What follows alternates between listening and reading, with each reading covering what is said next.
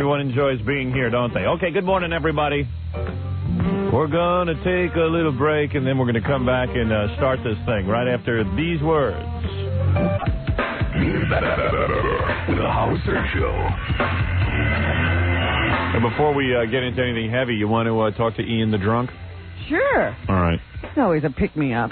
Everybody, Ian the Drunk. This is the guy who calls us 900 times a day back in the office. It's really weird. We have certain people, and there's like 4 or 5 of them, they're regulars, who, like around 5:30 in the morning, they start calling the office. And Ian the Drunk. You were the one who started it, okay? I didn't start called you? I called you first? Okay. When you read that critique on you, from, some kind of an observer from,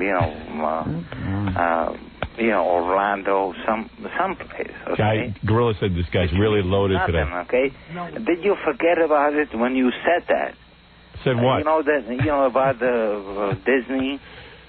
Okay? What about when Disney? You said that our good friends, Germans. You are a nitwit.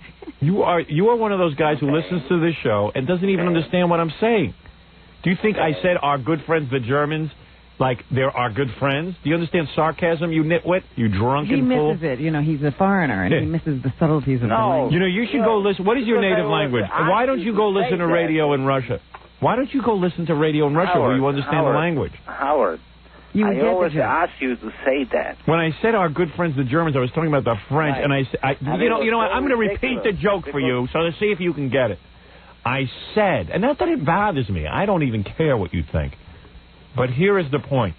I said we shouldn't have given Euro Disney to the French. Yeah, maybe we should have given it to our good friends, the Germans. Do you think that sounds like a man who thinks the Germans are our good friends?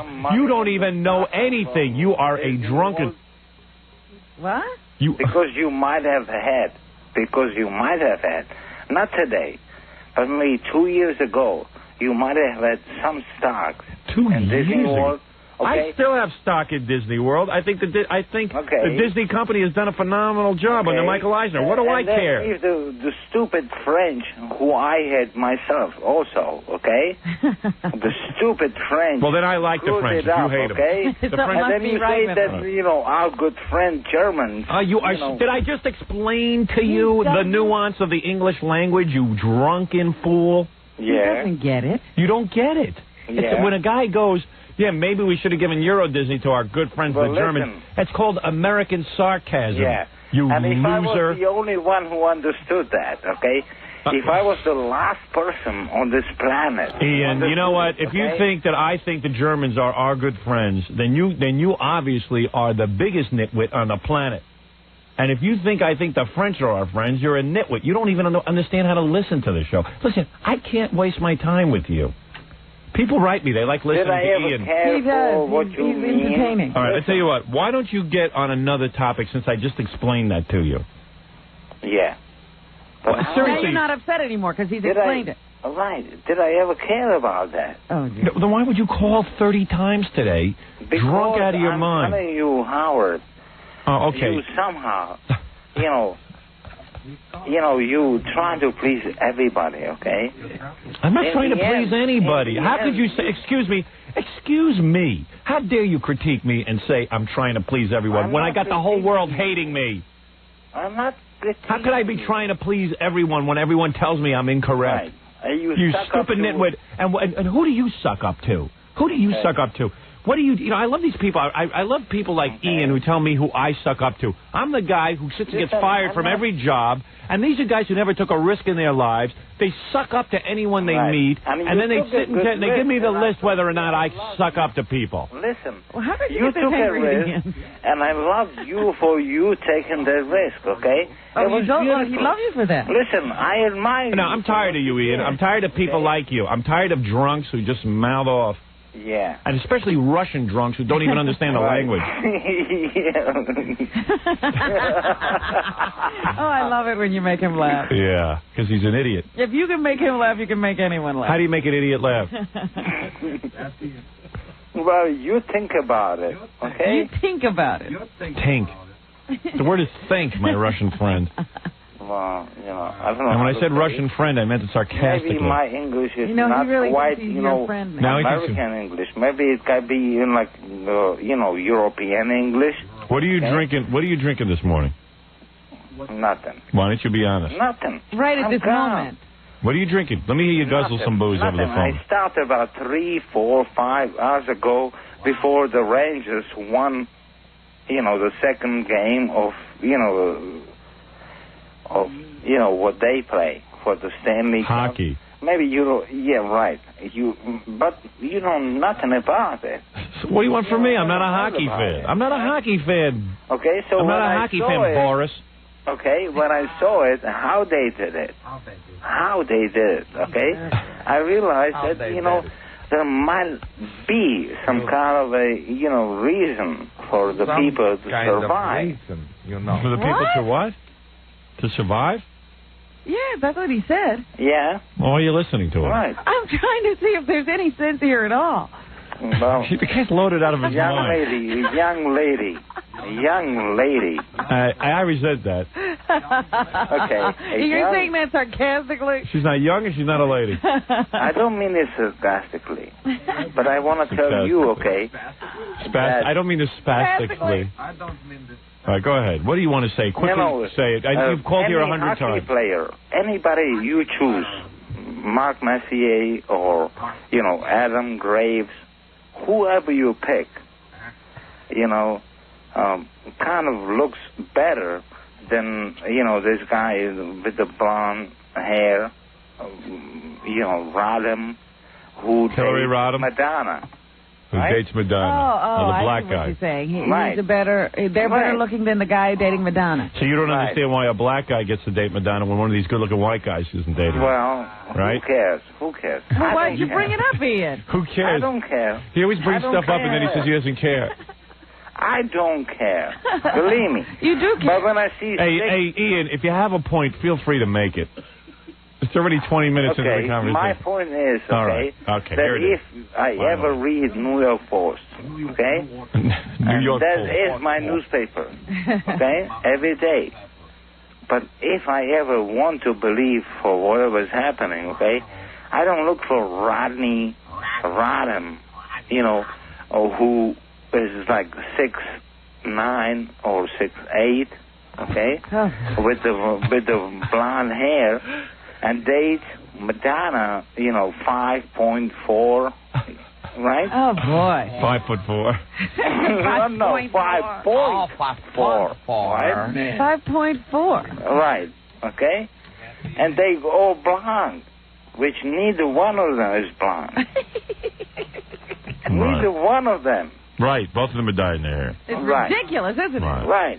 And both of them spend tons of money. This guy has no one to talk to at home because his whole family abandoned him. His kids don't talk to him. What a couple. So he calls us now. And you know why they all abandoned him? Listen to this. He did this all day and night. You know, this guy gives alcoholics a bad name. Some alcoholics can be fun. Jackie's a scream. You know, Arnold, right? Huh? Okay. You didn't even say words just now. Well, you're saying right. Because I don't want to say that. Because it's so ridiculous to even talk about it. Talk about what? About somebody like Roseanne and Tom. And Arnold. Roseanne and Arnold. No, Roseanne and Tom. So why are you talking about it if it's ridiculous? Because, you guys support it. I support Roseanne and Tom? Well, let me ask you, Howard, okay? You are gonna... Why do you read the paper every day? I don't care about papers. But you said you read it every day. But let me tell you, okay? Let me tell you how it goes, okay? Yeah. One day, what do you care about? What do you care about? I asked you a question. I want you to answer a question. One of these days, you're gonna appear on John, Jay Leno, right? Jay Leno's? Jay Leno's, yes. You are gonna appear one of these days on Jay Leno's. I'm appearing Friday. Well, you didn't tell that to the general, I'm telling you, I'm appearing Friday night. Do you want to go? I don't care what you think. You want to walk on with me? Oh, wow. Yeah. I'm waiting Jay would, if I was Jay, I'd want to talk to you. I bet you'll beat Letterman with you on. Imagine he sits this guy down in a chair and does an hour interview with him. Oh, I love it. If you are willing to Nobody could take an hour with you. Howard. What? If you're willing to please the people in New York, for what they believe in you, and then all of a sudden... Do you think I'd really take to Orlando and you say, our good friends Germans. Here we go. Okay, I would like to see what you're going to say on Jay Leno's. What was the highest? Jay Leno's. Yeah. What was the highest rated Jay Leno show so far? Wasn't it when they had all the drunks from Cheers on? Yes. You. Yeah. So then why don't they get Ian on? They should stay with that theme. If they put this drunk on, he's better than those drunks from Cheers. They'll have a bigger. He's a professional. Make him the band leader. Yeah. They were amateurs. Would you accept the job as band leader for the Tonight Show band? Come on. Would you? Would I be better than, Branford Marsalis or something? Branford. Or Branford, whatever his name is. This guy's having a party. You're too much. No, but listen, I mean it seriously. I love that laugh. Listen, that critique that you read from Orlando, what was it, Observer or something? Observer, right? Yeah. Okay, and you hit that story about Disney World, and then you said that you didn't receive the facts, that it was cut off, okay? When you hit that story about, Disney World and... All right, listen, I got to go. You talk about the French and all of that. Yeah. You cut it off just before, the only other facts people could have seen when you said our good friend Germans. You are an imbecile. You are the stupidest imbecile on the planet. Imbecile. Yeah, okay, I'm pro-Germany. I'm pro-Germany and I'm pro-France. Yeah, Thank you. I don't believe it for 1 second. Yeah. Well, you shouldn't. You don't even know how to listen to the radio. You're so drunken and so stupid. You think he's trying to suck up to the Germans? Yeah, the Germans. Yeah, but maybe I'll get a free car. No, but Howard, please, look at yourself, okay? Look at yourself. Oh, okay. You know what, Ian? You're right. I won't suck up to the Germans anymore, okay? Right. All right, okay. Sorry, I made a mistake. Okay? I made a mistake. And thanks for getting all the jokes. Thank you, Ian, for helping us out. You're so perfect. Yeah. Okay? Thanks. I got to handle my life more like yours. I got to get up in the morning and drink. Listen, when I asked, you guys, that Orlando became another... Hey, Ian, when you're right, why rub it in? No, listen to me. When Orlando became another Sammy Hagar, okay? What? Does this satisfy him once he gets to talk to you? No. Or does he continue to call even after we hang up on him on the air? I'll tell you exactly what happens. After he gets on the air, he gets completely charged up. He would have been a good guy. He gets completely charged up and he starts calling Gary. Gary, here, tell her what happens. After he gets on the air, finally. He calls, you got to understand something. There are days that he calls the office and just rambles and talks to Gorilla. Yeah. And Gorilla goes, hey, Ian's on fire today, but we just don't have time to get to him. He's available every day. What is it, Stuttering? No, we're good for another at least 10 to 15 calls now. And now it'll be every minute. Now Wait. He's done. I have to wind him up. Yeah, I hear what you're saying, but I don't agree. No, I do agree. All right, let's get back in. Okay? Because anyway, you up to the people who you always what? Down. He'll not only call like 10 or 15 times, but you leave him on hold, talking like this, and he can go for 5 minutes on hold. I know, you put him on hold, right? You put him on hold, and then you go back because if you hang up on him, he just calls back. Right. So you put him on hold and let him wind down a little bit, but it doesn't help. Yeah. He'll be calling until like 9 this morning. Because of the attention he's getting. Yeah, now he's on the air, so now he's going to rebut everything that you said. When you right, because now he's going to get encouraged and think that he's going to get back on the air. We ought to ask him to come down here. I'm dying to meet him. I've asked him. I'll ask him again, but he never does it. I'll ask him why he doesn't come down. Hold on. Tell him to put him a limo and everything. He's back on Germany again. He just roams around the same territory. Right, hold on. No. Hey, can I ask you a question, Ian? Yeah. All right. How come every time I invite you down here, you never come? Because I will come one day, but, You're not ready? No, it's not the point. I don't see it as that, because I have my life. Like, his life story. Want to hear the answer, or anyone interested in the answer? Why don't we just offer him a free case of whatever it is he drinks? Okay, hold on. Let me ask you something. Yeah? What if I offer you, like, a free case of whatever it is you drink? wouldn't matter to me at all. And we pick you up in a car. Limo. I'll give him Wouldn't matter. I'll kick in 100. Yeah, we just want to meet pay you. We want to see you. Wouldn't matter nothing to me. Okay? Are you that deformed, or are you the Elephant Man? I mean, what is it? Yeah, you got a bag over your head? I mean, do I sound like an elephant man? I know you don't sound like an Elephant Man, but perhaps you look like one. I mean, there's something obviously disturbing about your appearance that you won't show yourself to. No, you know what, Howard? What it is? Honesty. What it is that, you know, I can see through you. I really can. Oh. How you manage to get your points and your, Are you saying that he doesn't want to meet you? Hold it, wait a second. He's getting to the point, like, Robin. no, listen, like, you listen to me every day. Why shouldn't you want to meet me? No, I call here till 9 o'clock. I don't listen to you every day. Ian, I got to take... All right, you use the S word. You're off the air. You use the S word. You're off the air. I'm sorry. Oh, you're sorry, but you use foul language and you're sorry. We've told you about that word before. Okay. But you're so loaded and crocked that you can't get it straight. Yesterday mentioned this thing about... Aren't you ashamed of yourself? You're a gentleman now. You're past middle age, and you still have a babyish habit of drinking irresponsibly. Okay. You're not embarrassed at all. I agree. You're not embarrassed at all. And you have children, right? No, but when you have a child. You mentioned this thing about... What kind of role model are you? No, what kind of role model are you? I want to talk about you now. Forget about it now. You know how you critique me all day and you call here till 9 o'clock in the morning and we have to, and sometimes we even put you on hold and you still talk for 5 or 6 minutes. Do you ever say to yourself, what kind of man am I? Stop. What kind of man are you? No, listen. What kind of man are you? Yeah, I'm telling How come you have to... I am the man who understands when... Why are you mentioned... Why are you... about the watermelon, that the part of, what it was, Do you realize you listened to the whole show yesterday and formed opinions on me, and yet you're a guy who has to wake up? What is your pain? You deny listening. What is... Not only do you deny listening, but what is your pain that you have to drink every morning? Pain. What is your pain? No pain? Tell me the truth about yourself. Okay. Why won't you reveal yourself to me? And why are you in so much pain that you must drink alcohol every single morning instead of breakfast? Howard, let me ask you, okay? No, you won't. You see, again, you won't answer the question. Okay, I will answer it. I'm answering right now. Okay? Are your parents lepers? Throughout my life,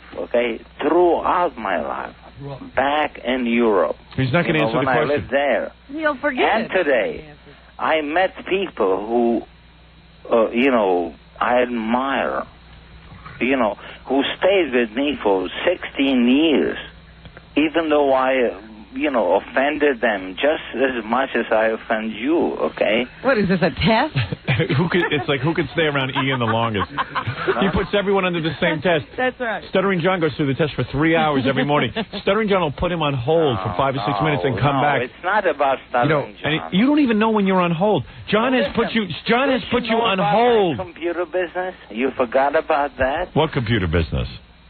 Okay. At one point you told me he's the president of IBM. What? No wonder they've had some problems. Is any section of your floor not vomit stained? How many times a day do you throw up? What? Never. We will literally put him on hold. The last time I threw up I was about 16. And then I'll just come back and go, okay, yeah, go ahead. And then he'll be on for another 10, 15 minutes. Right. Do you know that, Ian? Do you know that when John You're talking to no one. I don't want to talk to John, please. Right. But would you rather... Listen to me. Do you realize when you call, you start talking to John, John puts you on hold, and then 10 minutes later he picks up the phone and you're still talking? And you don't even know he's not there? No, but, John got ticked off at me for not buying his stupid record. This is the whole thing now. And he accused me of being a hypocrite. It drives him nuts. Oh, boy. Call him a hypocrite and it'll drive him nuts. He is a hypocrite. I know. It drives him nuts. But he knows he's a hypocrite. You ought to hear John and Ian argue in the office because John tries Howard. to... Go ahead, John. You take him up. I'm getting tired. Ian, but you are a hypocrite. You realize that? No. Yes, you are. You're a hypocrite. No. You're a hypocrite because you... Never. It drives him insane. John, when you grow a little bit older, when you're going to meet those guys in those record companies who are going to advise you and who are going to tell you how to deal with all... Well, So he claims he... Howard. I know. He's always told me... He's always told me that... One day, when you get a little older, you're going to meet with No, the listen. record. Have you been through it? No, I can see through you. I can see through you. I can see through you. You are such a joke. It is impossible. It is hard. Could be. Well, yeah. maybe I have a stupid accent, but I speak very well. How nice of you. But Can you are put up the, the, no, you are the one who started. To me No, listen. No, you listen. Why don't you try like you listen. Plachette? Susan, nothing. You listen. You are the one who started when you were talking about the critique from the Orlando Observer. And you forgot that when you said that there are over good friends like the Germans. Well, who are you, like a Suzanne Plachette? Or are you like President Nixon? Or who are you? Right? You know, when people live with me for 16 years, yeah, they live with me. That's what you sound like, Ian. They're with me, no, listen. and then they're not. I only know that you are a, impressionist, that you do what you want to do. You know, the stupid French, who I hate a lot. Yeah. Two. And you have, good friends, the Germans. Right? If I were the last person... Who you love. If I were the last person on the planet, I could still see through you. Tell you one thing, the Germans kicked your So you ass. understand the French. If you were the last person on the planet, Ian, you'd still have too many people to talk to. I give up on him. I tried to reform him. He just said he doesn't want to talk to me, but he'll call me and say he only wants to talk to me. Yeah, and what does he say to you? No, I never said that. His first thing was that I should leave. Never that was said his big that. thing. I should leave you. Oh, he's got advice for you. And I should go on my own and all this. So then I asked him, well, then did you buy my record? Oh, I'm not going to buy your record. I'm not going to buy it until it's the second album when it doesn't have anything to do with you. Oh. Right. And I also asked, when was the last time that somebody like Stuttering John went out to a record store and bought a record of a band who he never heard of? Right? When was the last time that you... When was the last time... Hypocrite. But Ian, I call you a hypocrite. I call you a hypocrite because you said that you want to support me, but you won't buy my album. That's the whole point. Well, when you have the second album, not the one that... How's he going to get a second album, Ian, if you don't buy his first album? John, please, not at this point. You don't want to what? You can't take He John, wants to talk to John. No, not at this point. He's got me. He doesn't want to talk to me. I love John. Well, you're going to be talking to John the whole rest of the morning when you call back because you're going to try and get back on the air all morning, aren't you? No. You know you are. Absolutely. Well, Howard, his defense is he doesn't want to get on the air. That's what he Why don't you guys... Of course he does. Why don't you... You're talking to your hero. Or Jackie or anybody. Hey, Ian the drunk. Me. Hey, drunk. You got your wish. You're talking to your God right now, Howard Stern, your hero, the one you sit by the radio all day. God. He is too. You're sitting and listening to your God because you bow to me. Bow to me, Ian. Bow now. Bow to me, drunk boy. No. You bow to your... You bow out. You bow to me. You bow wow. I don't want you to bow out. You bow to me because I'm your hero, and you know I'm your hero. Who are you? Who am I? Who am I, Ian? I'm the guy who's every word you worship. Well, listen, every if nuance I ever have my hero, I would like to know who my hero is. I just told you who your hero is. Howard Stern. I don't give it up easily. Howard Stern is your hero. You listen to him 4 hours a day. When? Every day. Every day I'm your hero. Who's sucking up to, Orlando? Or sucking up to Orlando? Like, what are you talking about, sucking up to Orlando? Sammy Hagar. Oh, Sammy Hagar. Hey, let me tell you something about sucking up, what you've been doing your whole life. I love all you guys. You sit in the audience. Howard's sucking up. I haven't sucked up one bit, and that's what you can't stand. Listen, I haven't played by the rules, you little drunken nitwit. The only person you suck up to is the guy who makes that vodka. Okay. You barf breath, low foreign piece of babbling nonsense. But you explain to me. Hey, barf breath. Barf breath. Maybe you're right, but Ian barf breath. Okay. That's what we call you now, Ian Barf Breath, because you're full of barf breath. Now, Now I'm going to do the worst thing. So right, and you now I'm going to do the worst thing to you that has ever been done. Oh, no. You know what I'm going to do to you? Yeah. I'm going to hang up on you, and you're going to have to sit and talk to John off the air all morning. What do you think of that? And then you're going to complain about how I called you 15 times. No, and you will. You will. 15 times. 15 times. After you hang up. Not at this point. You know, you mean... I used to be a fan. Because you refuse to talk, okay? You refuse to talk. I never did. You did. I never did. You want to hear the truth? You refuse to talk. What? I said you want to hear the truth. You refused to talk. Mm-hmm. Who are you now? You know, like Jay Leno? Wait, let me ask you a question. David Letterman? Or who are you? Is this funny to you? Are you Dr. Seuss? Is this funny to you? I mean, go ahead if you think it's funny, but you think it's funny, you hypocrite? I don't think it's funny. You hypocrite? You think this is funny, you hypocrite? You know who you are. Next, you're going to suck up to Orlando, too, aren't you? Yeah. Now you're sucking up to Orlando. Suck up to Orlando. Sammy Hagar. You this. You piece of garbage. You human waste. You know, I'll bet you on Van Halen with Sammy Hagar record. Your pathetic life. I'll bet you do. You're hypocrite. Hey, Ian, I want you to sit there all day by your radio and listen to me like a good dog like you do every day. Wait a minute, I got to ask a question. I don't know where he gets the money to call. Of course. He has no money. And then I have no life. He's a drunk. Right? His own daughter won't talk to him because he bored her to death with that droning. Yeah. Have you Where's ever your daughter? been to AA? Of course not. I admit that because, you know, my own daughter got ticked at me because, you know, she skipped the school and I could not take it, okay? And I did become nasty with her for doing did you feed her? What I wanted her to do. Did you hit her? Yeah. You did? You're a hypocritic child abuser. No way. You're a child abuser. Never. Never? Hit her with a bottle. You want to hear the truth? Smack him with his beer bottle. Yeah, I want to talk to her. You want to talk to your daughter? Hold on. Yeah.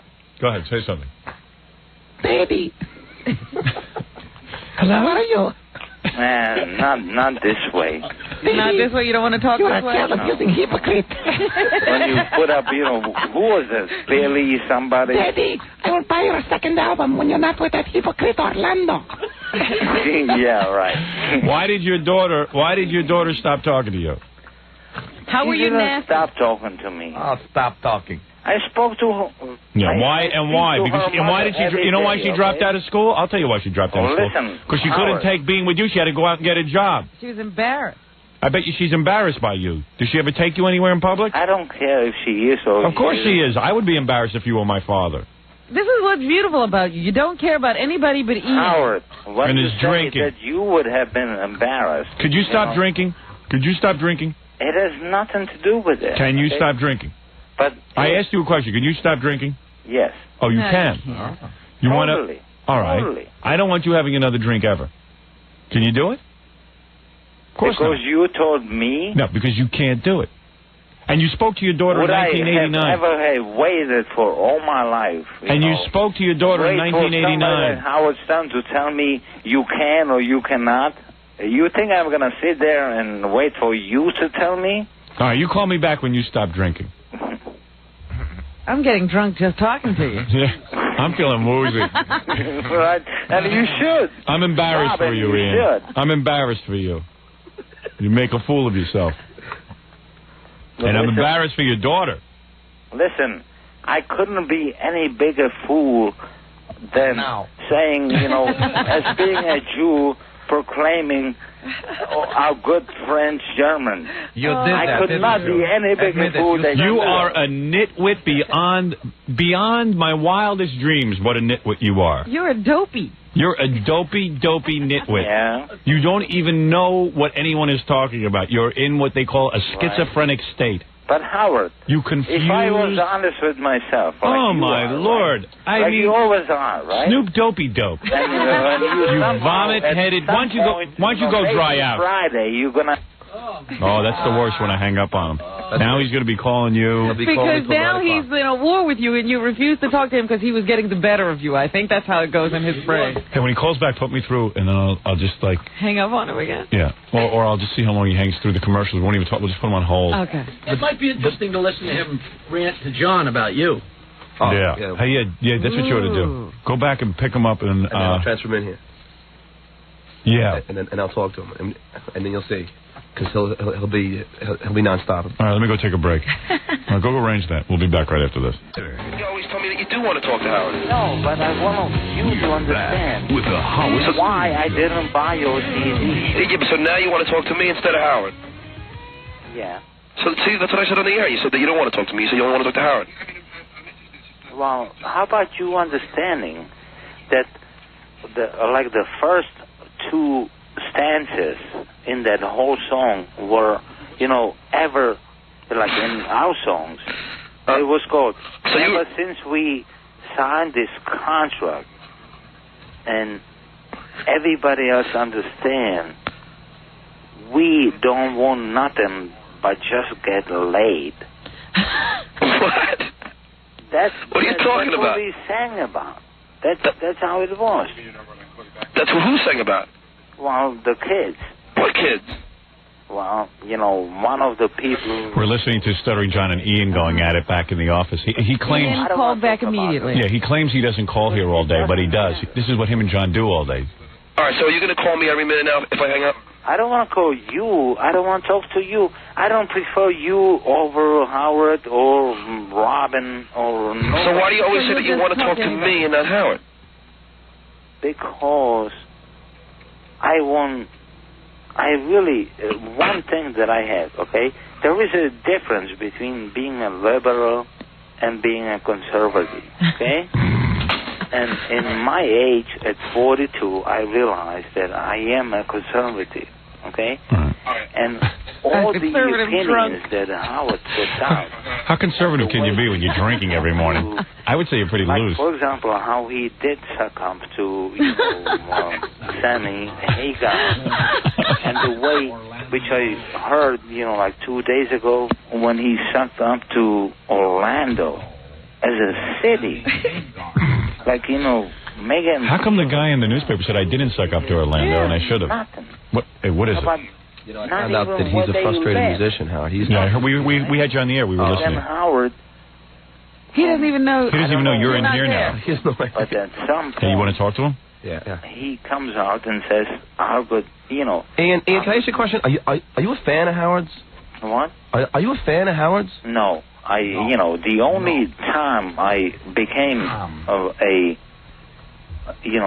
fan. What is it, Gary? What you could call. I want to find out this woman. I have a woman on the line, different than the other one, who swears that she's his daughter. That he's been in and out of institutions for years. Oh, really? And what's her first name? Black woman. Well, let's just see. Okay. That she was, Hold on, I'll take care of it. About her being a nurse, nothing. I had no idea about it. Hey, Ian, you want to speak to your daughter? Yeah, try it. She's on the line. Yeah, try it. Okay, I'm curious. You claim to be Ian's daughter? Yes. Really? Is that your daughter, Ian? Yeah. Hi, maybe. Dad. I don't know. Boy, you poor girl. I know. Jeez. How long has this been going on? A long time. I told Gary. Well, listen, tell me, what's your name? Maria. Oh, you're not my daughter. Oh, right, Dad. Okay. That is thank you for trying, but bye-bye. Come on, Dad. Bye-bye. Are you really his daughter? Yes. No way. No way. Well, does he have a different name for you when he's drunk? Was that the name of his daughter? No, he told me the name of his daughter. No, my daughter's name is Lucy. Institutions his whole life. If she wants to try. Let her try. Yeah, Ian, maybe she could be your daughter. I think Ian would know the sound of his own daughter. Come on, Maria. No way. No. You don't know, No, Jackie? he's in total denial. No way. Can you forget it, please? Okay? Let your daughter speak. What? No, he'll tell you everything else but. How long has I it had been? no daughter named Maria. Right. Never. How old am I, Dad? What? You can't use the S word. Do not use the S word. He probably doesn't realize it's not in the Okay, like bull. Bull. Bull. Maria, now, when's the last time you spoke to your father? Probably about 8 months ago. Yeah. About what? What? About what? We tried to talk. What was the problem? We tried to talk decently about your grandkids, but you didn't want to talk. Yeah.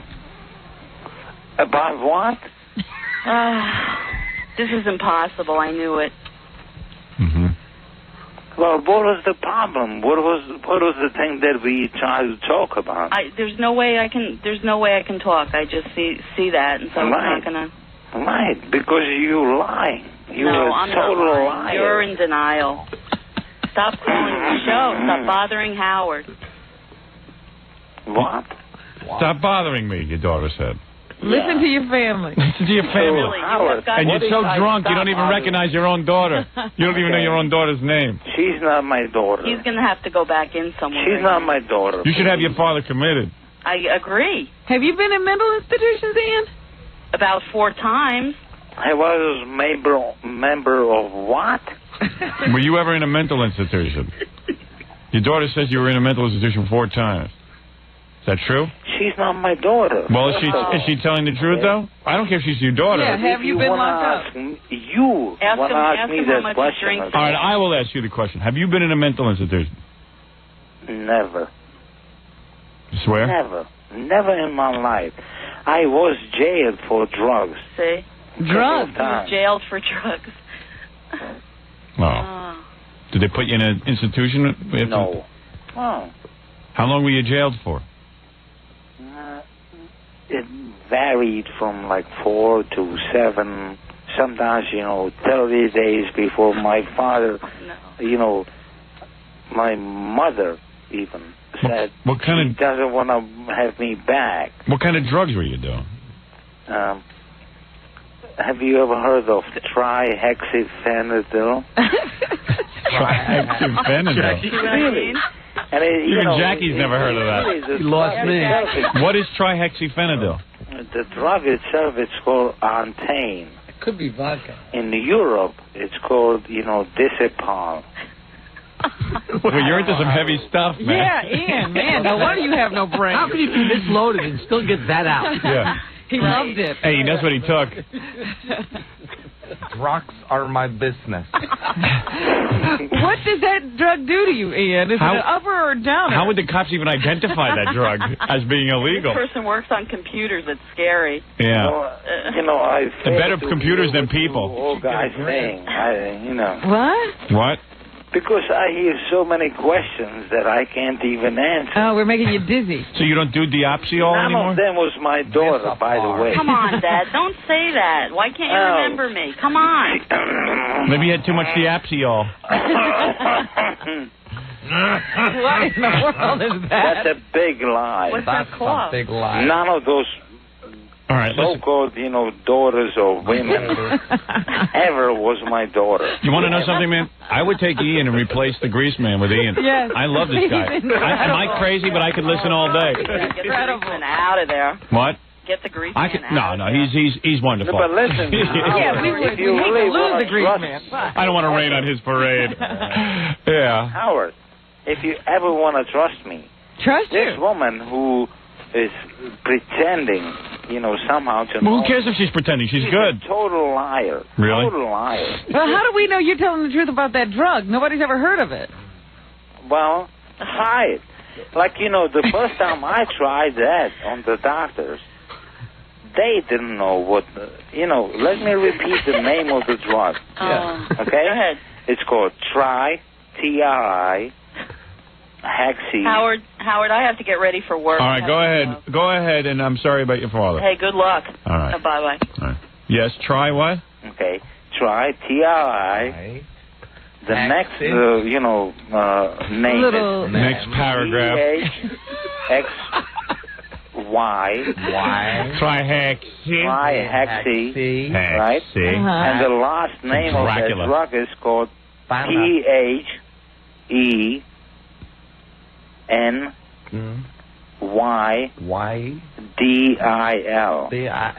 Where did you find this drug? How does one get addicted? I have to move along, but... Listen, I didn't live, I had no life, All right, listen, it's the third time you used the S word. I got to go.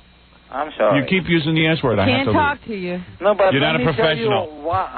That's why you can't get a radio If you walk show. into a pharmacy and I almost had Tom Chiusano putting you on instead of the Grease Man. You're going to be Booze Man. No. What did if you want to do? walk into a pharmacy, you want to buy it, okay? Listen, if you go to, like, Greece, or listen to me. go to, like, Egypt, okay? Yeah. You ask for... Trihexyphenadol. No. Disipol. It's called Disipol. Listen, I've done an hour of this. I got to go. Robin, I got to go. Well, I just got to know if it's an up or a down. Yeah, wait, what would it do? Would it relax you or would it get you jazzed up? It makes you... Not. No, listen, it's not just I about asked you what it does relaxing. to you. What does it makes you totally aware of everything that you ever did in your life. I see. And it makes you hallucinate so badly. Yeah. That, you know, and it lasts for like 3 or 4 days. It's not just one day. Okay? Can you imagine him hallucinating? I think it gives 3 or 4 days. And it gives you a foreign accent. Okay? What is it, Baba Booey? Back after 4 days. What? And you Pharmacists are calling like crazy. What are the pharmacists saying? Well, you know the drug that he's taking? Yeah. That drug is given to alleviate drugs like Thorazine, the side effects of drugs like much stronger drugs like Thorazine and all these other wacko drugs. Like psychoactive drugs. Yes. So after you went on this, it pretty much went downhill from there, huh? And can you imagine? How did you take this, Ian? Can you imagine getting busted for this? Like a cop pulls you over and he finds trihexyphenadol? Oh, yeah, he throws you against the car when he sees you. Because his eyes are spinning around his head. Tammy, can you imagine this? Okay, are you happy now? Oh. Yes. Did you hear everything that I was going to say? Or? Yeah, we heard everything even that you were going to say. Yeah. And you take this rectally? No. Imagine him shooting up rectally? Howard, honestly, It's in a suppository form. 28 or 29. All right, you did it. And I am dying to take it again. You don't need it, man. You're on your own trip. All right, Ian, look, you go call He has John. a few brain cells left. Yeah. He wants to get rid of them. Ian, do me a favor. Don't call me anymore today. Can you wait for tomorrow? Yeah, we're kind of busy, all right? Hey, wait, your brother just came in. He wants to talk to you for a second. Hold on. Here he is. It is not me who has the problem. Yeah. It is you who have the problem. I don't have any problem. I never had a problem. I was arrested once for drugs, and I was jailed for this drug.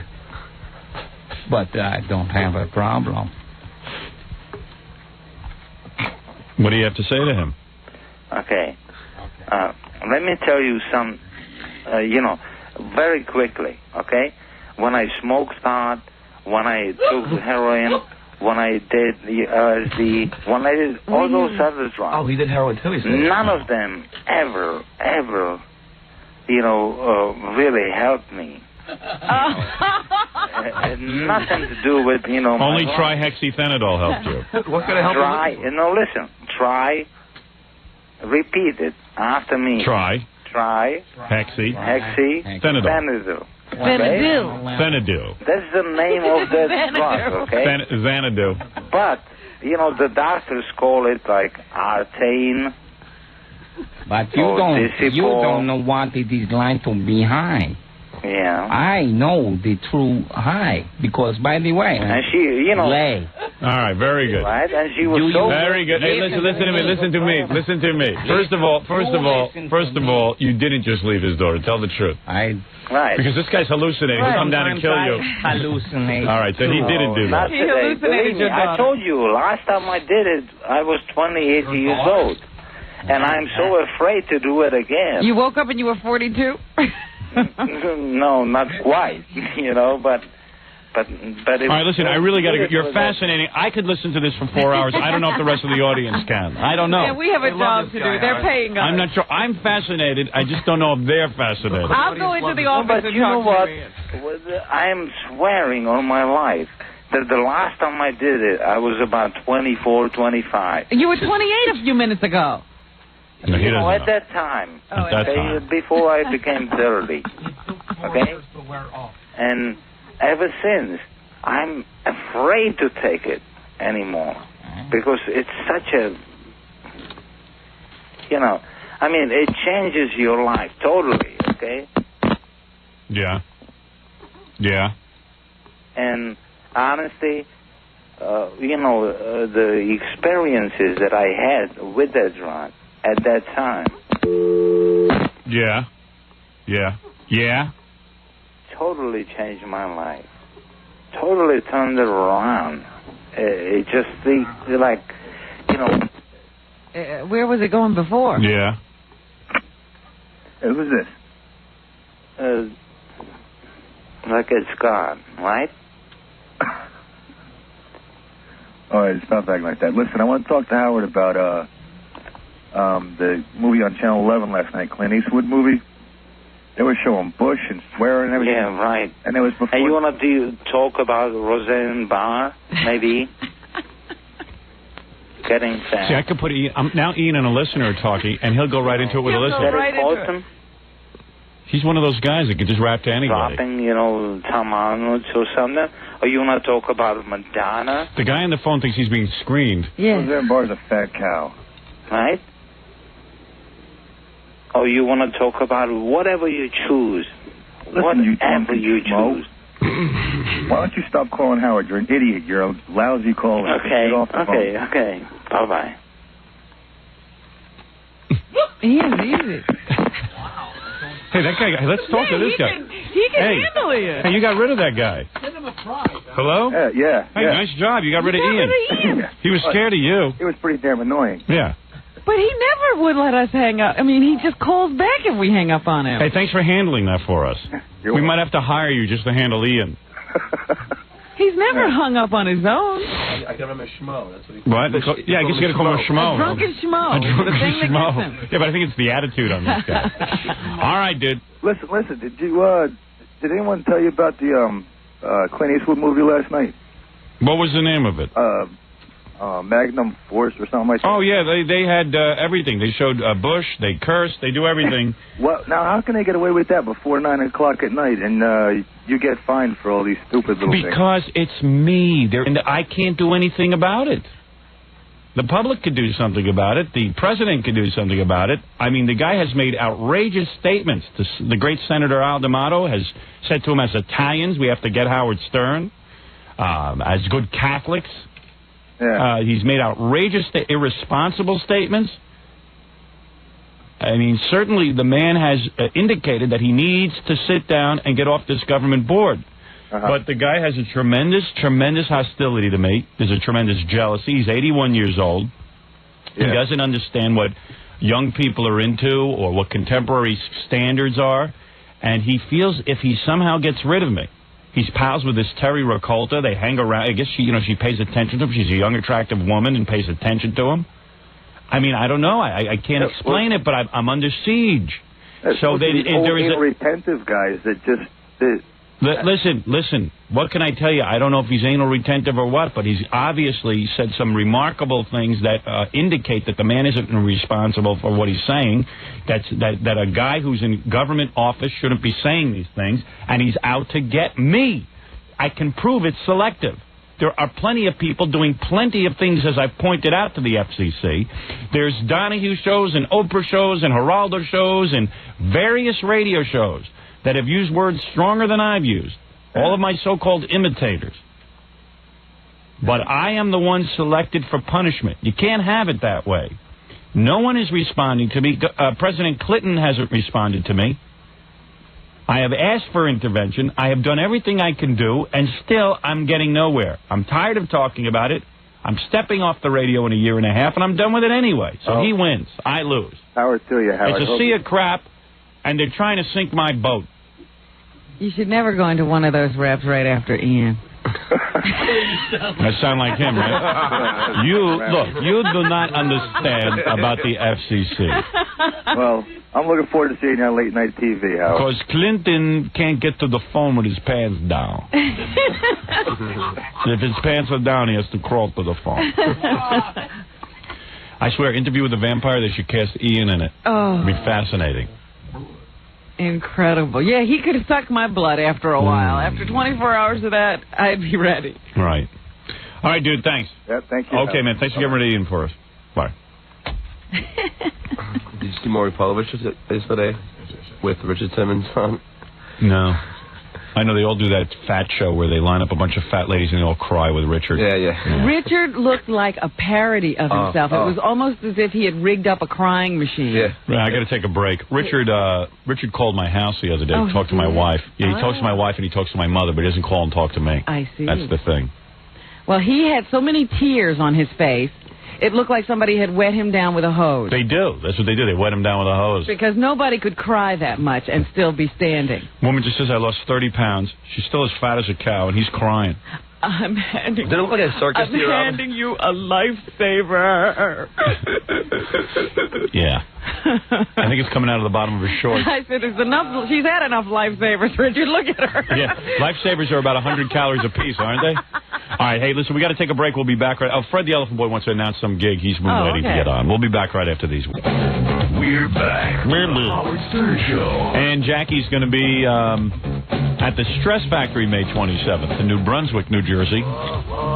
And also, you can call his 516-922-WINE number for jokes and information. And then, of course, that exciting new CD package that Jackie put out to order Jackie's Wild Comedy CD. It's $10 plus free shipping and handling.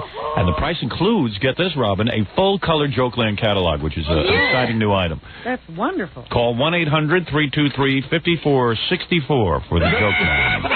Thank you, Jokeman. And also, we want to let Elephant Boy, I know it's a day of mental cases. Yes. But, in fact, Ian has generated a lot of faxes, a lot of people faxing in to say that the drug he mentioned, trihexy... Fentanyl. Whatever he said it was. It is. It's fentanyl. Fentanyl? Yes. Is a drug for tremors that you get when you're taking antipsychotic drugs. Yes. So he probably was on something and just hallucinates in general and was given this drug to stop some of the side effects. Why does that not surprise me? Hey, Gary, bring in Elephant Boy. Elephant Boy, you see, if I met Ian, maybe I'd get him a few gigs. I'd go pay to see Ian. Well, a lot of people are saying either drop Stan as your running mate and take Ian. Yeah. Take Ian on the Tonight Show with you. I'd like to take Ian with me. Here's Elephant Boy and his stripper friend, Jolene, who he hangs around with and frustrates himself with all day and night. All day. Hey, Elephant Boy. How you doing, Howard? So is that how you get to stay with Jolene as a friend? You have to bring her on our show? No, we hang out, doing other things. Ian wore me out, so I don't have much patience for Jolene and Elephant Boy today. Because I think Elephant Boy's just lying anyway. Yeah. Back time in. I'll tell you, at least he brings Jolene, who smells a hell of a lot better than Elephant Boy. She's all perfumed up. Why are you calling me Jolene today? That's what Elephant Boy calls you. Jolene. It's funny. What? Jolene. It's funny the way Elephant Boy says it. Jolene. Yeah, Jolene. Yeah, he must have sit home practicing now. If I was you, I'd change my name to Jolene. Jolene. It's funnier. Elephant Boy hangs around with this really high... Oh, for Orlando, Elephant Boy is a guy we found. His co-workers wrote to us. Yeah. And he's Elephant Boy. Yeah, for obvious reasons. Believe me, I bet you people in Orlando probably say, wonder, what the hell is that? Right. That's Elephant Boy. A translation, for people in Orlando, the translation would be, the people of Orlando will probably be saying, what the hell is that? And I'm sure they appreciate Elephant Boy speaking for them. Yeah, we got to bring Orlando up to speed on the show. But, and then Elephant Boy, after being on our show, sort of got popular. Do those people at work still talk to you? Well... Does he still talk to them? That's what I want to know. No. Well, I thought I should stop when I first came on the show. Right. So, you don't have those friends anymore. I know. I have a different group of idiots. For our friends in Orlando or any other place that listen to us, if you'd like to see Elephant Boy in his latest venture with Jolene. No, that's Jolene. Jolene. That's the only word he can say plainly. We have a new videotape at 1-800-52-STERN. You call up, it's $39.95, $4.50 shipping and handling. Not only do you see our New Year's event, which was the Miss Howard Stern contest, but you get this incredible backstage backstage extravaganza. Yes, Fred actually acted as one of the judges of the pageant. Yeah, so we have a whole new backstage tape. It's wild. We all sit around talking. Also, you get a poster with that. And there's the whole thing involved, but you got to call 1-800-52-STERN, and you'll actually get to meet and see Elephant Boy and Jolene. Oh, that's Jolene. Jolene. Jolene. Yeah. Cut to the chase, Elephant Boy. Did you get to nail Jolene yet? No. I wonder her name is. And Jolene is a very beautiful stripper. There's nothing wrong with her. Yeah. I mean, she got a perfect body and everything. But let me interpret. Elephant Boy just said, I won't let her near me. Yeah. Yeah, he's afraid of me. Yeah.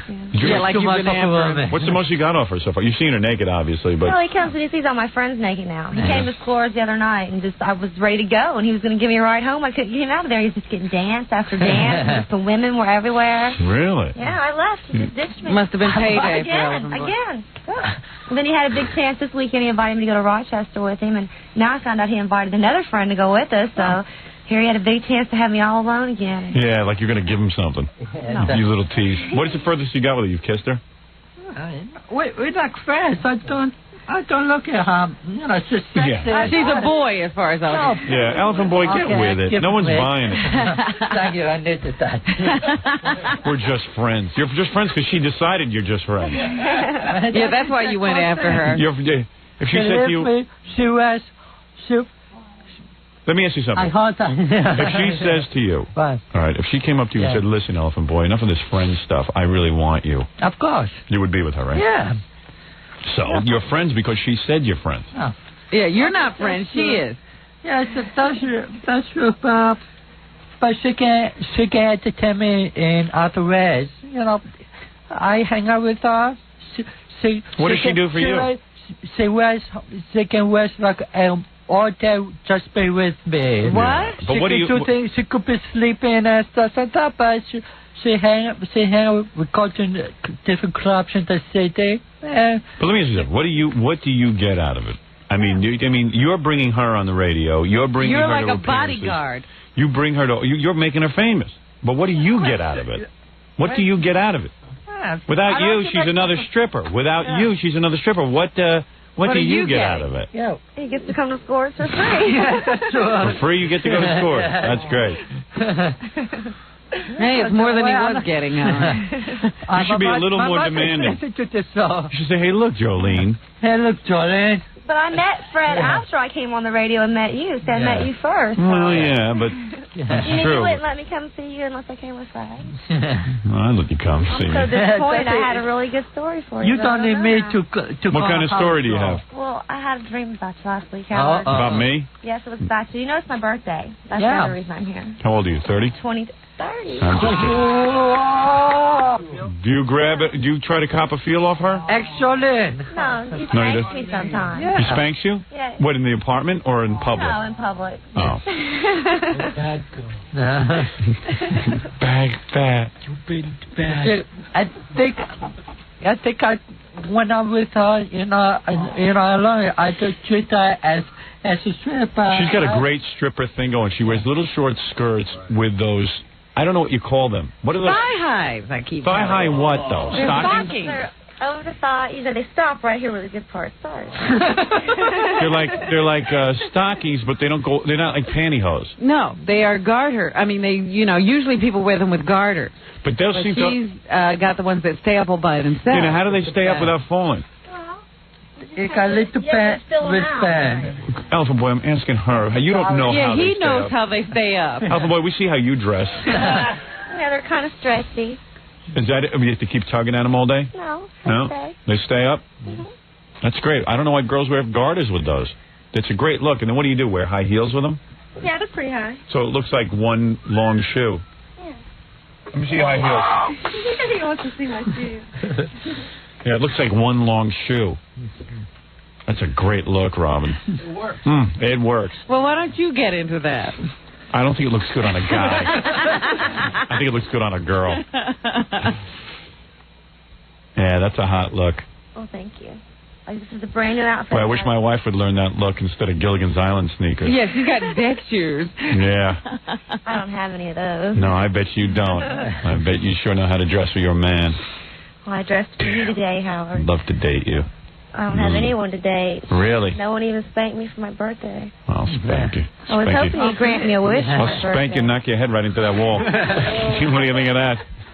I hit you so hard, you'll go into a coma. Hey, later on. One guy puts you in a bad mood, Howard. Hey, later on, let's have a little party and do some trihexyphenadol. I'll have you hallucinating. I'll have you trembling. Have you talking nonstop. I'll whack your ass so hard I'll break your teeth on the console. All right? Oh, yeah. Well, that's Give you brain damage. Yeah. You'll have a 65 IQ when I'm done with you. You'll barely be able to talk. Sure. Yeah, you're special. So what's happened to all your men? They dried up? I don't have any. I don't know. No, she dried up. I don't know. This is not being very If she wants a man. I'm kidding with you. How old are you now? 23. 23. God bless you. So young. No, I was 22 before. Yeah. Weren't you 23 last birthday? No, I was 22 last birthday. Okay. What year is this, Robin? It's 1994. 1994, Jolene. Are you really 23? I'm really 23. Yeah, you're beautiful. There's nothing wrong with you. Think about you all the time. Thank you.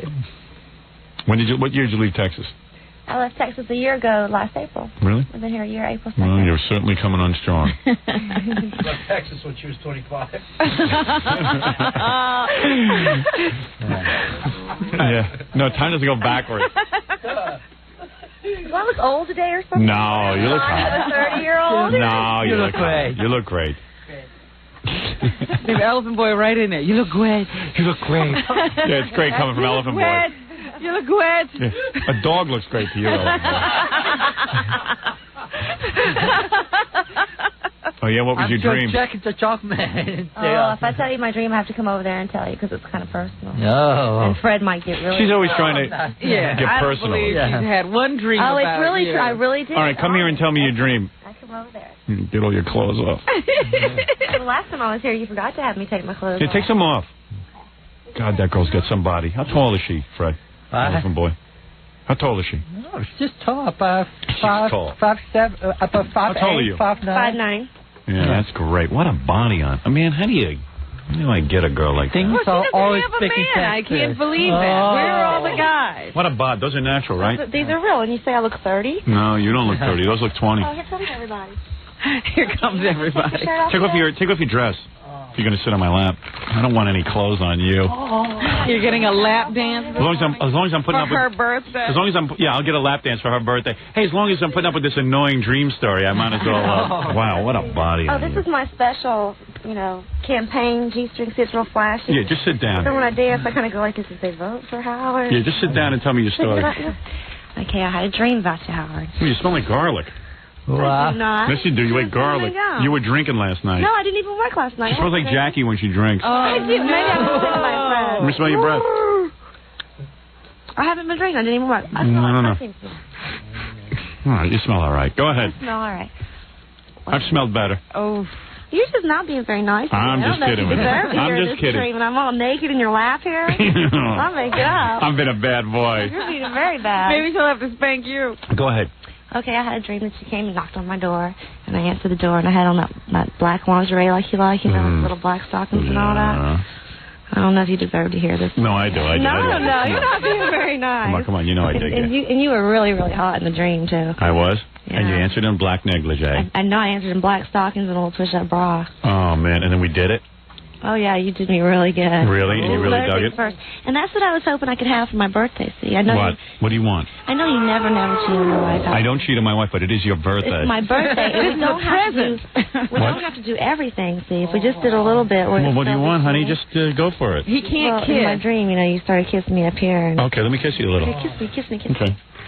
I mean, he couldn't kiss you in the lips. I don't have to kiss her on the lips. No, but then you kind of got lower. I did, really? Pretty Where soon did I he looked go? down and all I could see was this. Oh, okay. Top of your head here. Oh, Very, very good, Howard. Oh, boy. We need a camera here. How's that, Robin? Is that making that girl's wish come true? I guess That's pretty good. How was that? Was that good? Pretty good. All right, now get out of here before I rape you. Well, that wasn't the end of it, though. Oh, okay, yeah, go ahead. So then I wake up, and I had such a grip on the pillow. Poor pillow was just... Really? Yeah. You were really turned on by me. I really was. I know what they call that when boys do that in their sleep. What do they call it when girls do that in their sleep? Same thing. Oh, is it called the same Messy. Wish you were really, really good in my dream. You know, my wife just had a birthday, and I didn't even do that to her. You did? Really, really good. Yeah. Oh, yeah, I could really make you happy. you. Kiss, thank you. So, did you like my story? Yeah, I did. You better go sit over by Elfin Boy before I really Thank start you. smacking you My around. birthday for it? Want to be spanked? Hey, I haven't spanked anyone for Orlando yet. Sure, go ahead. Okay, this is for Orlando. You don't really like it that hard, though, do you? No, not too hard. You do it just right. All right, here. Oh, look. How's that? That's good. That's only one. I'm 23. You want 23 of that intensity? All right, I'm gonna smack. Watch her. I'll smack her. She'll be. I bet you she can't take 23. All right, No, go don't ahead. too hard, then it won't feel good. No, you can't take 23, can you? No, just do like you. You'll have to beg him to stop. Oh, come on, that was hard. Kind of hard. You're hurting his hand, It's Joe. already turning red. Are you using a cane? Yeah, I'm using a cane. Cane me. Say, please, Daddy, give me more. Please, Daddy, give me more. Hey, Elephant Boy, sit up. What are you doing? Hey, Elephant Boy, man, what are you reclining? I am enjoying this. All right, you be Ellie Mae, I'll be Uncle Jed. Uncle Jed, please, I've been a bad girl. I deserve a spanking. Uncle Jed, I've been such a bad girl. I deserve a spanking. Please spank me, Uncle Jed. I'm getting it, guys. Oh, I'm digging this. This is sick. Glory. Yes, You better. spank me. You want more? I want more, Uncle Jed. Hey, you're wiggling around. I think you're getting turned on. Are you? Oh, yes. You are, of really? Of course, and plus I was telling you about my hot dream, too. Okay. That's a true story. I really did have that dream. You really want more? Yes. Okay. That's only 5, Robin.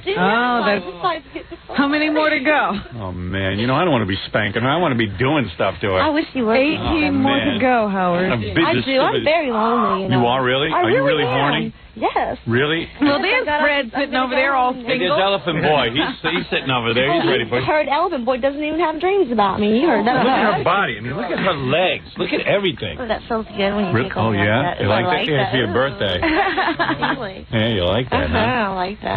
Yeah. See how soft it is? That's why they stop there. They stop where the good parts All right, just here. Bend over and beg me for more. Spank me, spank me. No. Ask me for more. Please, master. I want more. Please, master, I want Spank more. me more. Spank me more. I don't think you can handle much more. Yes, I can. You Try can? me. I can handle anything. You can She's a big girl. Really? She's a big girl. Don't hurt me. Yeah. I am hurting you. Yeah. But it hurts. Hurt her. Yeah. Hurt her? Yeah. Hey, yeah. Should I hurt her? Hit her. Yeah. Yeah. Hit her. Yeah. Hit her? Hit her. Yeah? Yeah. All right, here we go. Yeah. Yeah. That's it. Yeah. Yeah, right Oh, across thank the you. edge. Give me more. Yeah. Really? You want more? Oh, yes, master. Break her I cheek want muscle. more. Yeah. Break her cheek muscle? Break that cheek muscle. Yeah. Your hands feel good. Are you ready? I'm ready. You ready? Yeah, I'm ready. You need this like dough. You like it, don't you? Yeah, I do like this. I like This it, I too. like. Imagine if I was single. Oh, Man. you really do like this, Oh, don't yeah. you? Here we go. Every night. Yeah. All right, here we go. Okay, I'm ready. Give Should it I to break me. her buttock? Yeah, break it in half. Break her buttock? Yeah, Just one blow? One blow and I'll break her buttock. Oh, I know. yeah. Are you ready? I'm ready. You ready? Yeah. I'm ready. Yeah. Yeah. Give it to Yeah. me, Yeah. baby. Yeah. Give it to me, Howard. How many was that? That's like 7. I don't think you could take much more. Oh, yes, I can. I'm liking it. Stand up some more behind me again like you were. Sure. Your birthday. Oh, my God. How's that look, Robin? You really are big. Doesn't That is a bizarre. I'm a bad boy. picture. I'm a bad boy. You look like I could handle. I would just grab her around, man. I would be doing stuff to you her. look like you could be the president. Yeah. All right, you want more? I want more. You want more? You gonna give it to me? Yeah, baby. Yeah. Crack her like a diamond. Diamonds don't crack. I'm gonna Grandpa. crack you like a diamond. Okay. Are you ready for this I'm one? ready. Can you handle it? I can handle it. All right, these cheeks look strong. But if you hurt me, you have to kiss it and make it better. All right, here we go. Ready? I'm ready. Yeah. Yeah. Oh. Ooh. All right, that's enough. Should he hit her one more time on the haunches? You should take more? Was that 23? I'm still here. You really want more? Sure. Oh, boy. She's crazy. You really have turned her red? My hand is hurting. Oh, it is not. You really want more? Sure, go ahead. Spank me some more. You like it, don't you? As long as you like it. Maybe you'll have to go to a paddle, Howard.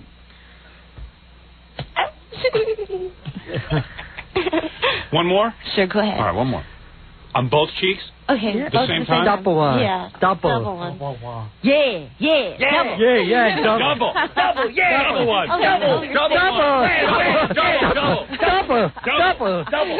Double. Slant. Yeah. Smack her. Yeah. All right. Yeah. Double. Burn her with cigars. Yeah. Now you're getting carried away. My wire is hurt here. Where is it? Okay, I'm ready. You ready? I'm ready. You need I to thought that was her these. G-string. Relax them. Oh, that feels good. That feels good. Huh? I like that. Here we go. Okay. Oh! Right, that's enough. Smack her like Nancy Kerrigan. Yeah. Hit her in the knee. You want me to go back over there? You want me to Yeah, you better go away because I can't handle it. Thank you. Ooh. Now tell her happy birthday. Look at her. Look how red that is, Jackie. Oh, man. Fred doesn't even get a smack, huh? Yeah, that Fred belt you. It was worth it to have you. Come back here. Let me punch you in the stomach. Oh. What did Fred get her for her birthday? You mean Elephant Boy? Oh, I'm sorry. I never know who you're talking about. Elephant Boy. I didn't mean Fred, our Fred. Oh, man, Fred that the was Martian. great. That was really good when you stood up behind me like I that. got totally excited. You were I was very excited. excited. Yes, I was. It was the best birthday gift I ever got. Thank you. That was the best birthday gift I got. Oh. I really don't have any men, you know. I can't believe it. Elephant Boy, what's wrong with you, you homo? Stories, but How desperate does she have to get, Elephant Boy? She was dying for it. You're just picking up on those hints, I guess. You got to be a little more forceful. I want more than sex. I want a relationship. Well, that's what Elephant Boy wants. Yeah, I'll just give you sex. Elephant Boy wants a relationship, too. All you'll get from me is sex like 4 or 5 times a day. You'd be bored. Elephant Boy will stay with you the rest of his life. Believe me, I hardly would talk to you. After we did it, I'd just walk out of the room, and then I'd come back. Elephant Boy would worship you.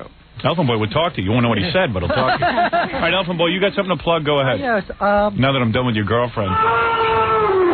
I'm going to be with Gary and Chester Chocolate in Rochester. I want all my Rochester fans to be there. Oh, it's a big show, and I'm going to be at the world premiere of Club New York in Elizabeth, New Jersey. Isn't that weird, Club New York in Elizabeth, New Jersey? Isn't that wrong, Robin? Is that illegal? Are you, Elephant Boy, maybe you would let me handle that. Yes, after you. This Friday at 8 p.m., Rocket 95's first anniversary in Rochester at Harrow's East Theater in downtown Rochester. Boy Gary will be there, Jackie Jokeman, Miss Howard Stern, Fred the Elephant Boy, the beautiful Jolene. She'll be there. And Captain Jenks and Melrose Larry Green. And sounds like a great I mean, I'll be coming now. Oh, you don't like Melrose Larry Green? It's too strange, too crazy for my taste. He's too wild for you. Oh, he rains on your parade. Right. You know, let me at your convention. Every time I meet new people, Larry King was kiss my Lester. Hey, Elephant Boy, between you and me, I don't know what the hell you're talking about. Melrose was All right, listen, I gotta go. What did Melrose do? I gotta know. I don't know. It was really kissing my ass. You know, it was just the greatest, the best thing on Howard show. You know, he really you didn't like that? Fine. Melrose Larry Green came up to you and said you're the best thing on Howard's show? It was too forced for my taste. Too forced for your taste? Yeah, forced. The guy was complimenting you. No, but I don't think compliments good. All right. Listen, Elephant Boy. Jolene, happy birthday to you. You'd much rather be ignored, like by Jolene. Thank you for saying me, but what about, my birthday wish? Are you going to grant my wish for me? Yeah, as soon as I get into commercial, I'll give you a little hug and give that to you. Is that her wish? Yeah. Her wish is to just nuzzle up to me. All the girls love me. Yeah, you're so cuddly. I'm so cute. And so safe. Yeah. You'd do it with me, huh? Sure I would. Yeah, believe me, you should see what I would do to you. She wouldn't come near you if you weren't married. Oh, she'd come near me. I would just have to take her out and buy her diamonds afterwards. Oh, you really wouldn't. Really? No, I don't want anything like that. Just want some guy to love you. Sex. That's what I want to give you. Well, I want to take it. All right. You wouldn't tell my wife, would you? No, I would never tell anyone. Really? You really would keep it a secret? She'd just be on the air every day. That's all. That's what you know. You wouldn't come here every day after I had sex with you and say, "Hey, I better get on the air or I'm telling your wife." Do I ever do that now? No. No. You don't sleep with him. You don't have anything on me now. Well, After I have sex with you, you might go, I'm having sex with you. Why am I not on the air?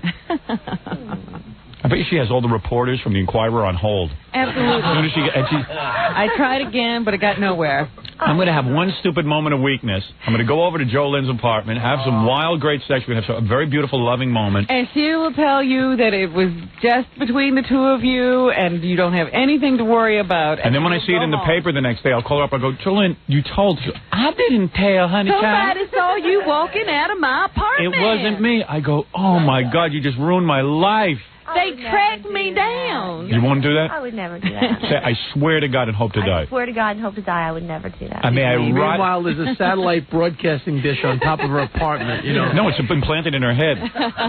Say, may I rot in hell if I ever breathe a word to this to Elephant Boy or anyone else. While you're doing her, she's going to be tapping out Morse code on her teeth. May I rot in hell if I ever tell Elephant Boy or anyone about this. Really? Really, I wouldn't tell. Really? I wouldn't tell because, that would make me look bad. Right, because, it would look like Jolene, it would look like you were a homewrecker. I have a lot of dirt on a lot of people. And you don't tell? And I've never told. If I wanted to tell, I could sure come here and tell. And they're married guys? Tell us. Maybe, yeah. Really? Yeah, tell us. No, I don't kiss and tell. You really do. Don't. Tell. So you're telling us you do? Tell us. Tell us. Tell us, yes. Really? Yeah. I would never do that. So you're just trying to He's just trying to test me to see if I tell on him. You do then go with married men, No, huh? no, I don't. I'm just saying I know things about people. With me, it's different. I might be married. I even have some stuff on video on one guy that's pretty famous. Really? Yeah. Really? And she's not going to show that. Why She's going to show it to me. I'll bring it to you. I'll bring it to you next time I come see you. So where do you suggest we have our little celebration? In a hotel? We should go to a secret place that no one can find us. Right, and that way, you know that I'm not doing things. I got to get you tested for AIDS, though, first, just in case, because you've had sex with guys. See, I haven't had anyone in 20 years. Well, what do you call your wife? No one? Oh. Hey, Robin. What are you making trouble for? I'm negotiating. Her word is good. What about safe sex, Howard? Can we just have safe sex? Yeah, that's true. Yeah. No, you don't want to do that. Well, 2 rubbers is fine.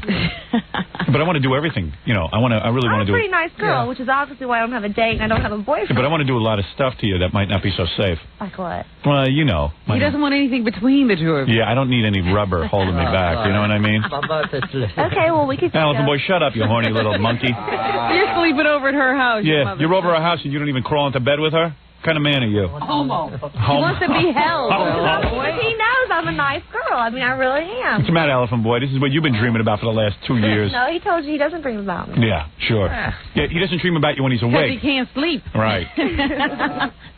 I will only get myself frustrated if I dream about her. You know what I want to do to you? I want your warm thighs to warm my ears. That's what in the dream. That's what I want, but I got to make sure you're checked out. I don't know what the hell you got brewing. Well, take me. Let's go get checked out. You got to get my doctor. That's not very nice. I have to get my personal gynecologist, Dr. Victor Klein, to look you over. Dr. Martling and Dr. Klein. No, I already got the gynecologist picked up. He's going to check her out. That's pretty funny. I'm from Klein, Texas, and he's Dr. Klein. Dr. Klein is the perfect guy. Is he a nice guy? Yeah, he's my personal gynecologist. Guys say to me, "What do you need a gynecologist for, Howard? You don't have a gynecologist on call." And people go, "You don't have a vagina." I go, "No." But I have to have the women checked out. But I thought you don't do anything with the women. So I don't, but I'm bringing you the first one. God, you're making my life difficult. Because I want to do everything to you. Well, I want you to do it too. I want to make you have as much pleasure as I have. Well, I bet you can do it too. Yeah. Oh yeah, I'm pretty experienced. You're only 23. I'm 40. I've been through it all, baby. I know how to turn on a woman.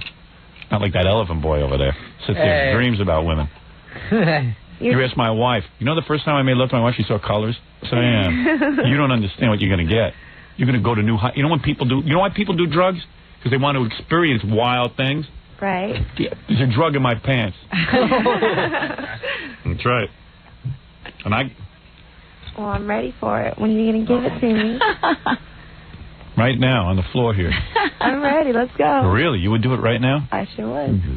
With all these people watching? That's right. No, we would make them leave. Get out of here, you guys. Get out. Get out! Get out! Yeah! Yeah! Yeah! Get out! Get out! Yeah! Yeah! Yeah! Yeah! Yeah! Yeah! Yeah! You know, Dr. Klein has patiently been on hold for me for 19 years. Waiting for the women to come. All right, listen, I don't know. I don't know what to say. It would be a wild session. Say yes. Hey, Elephant Boy, these are the words you've been waiting to hear. Yeah. Yeah. Yeah. Yeah. Yeah. Yeah! Yeah! Your world would melt. Promise. You'll hear sounds. You'll see colors. I'll see my wife's lawyer. We won't tell her. She doesn't have to know. That's right. Are Will you I- kidding? What- Your wife would smell it.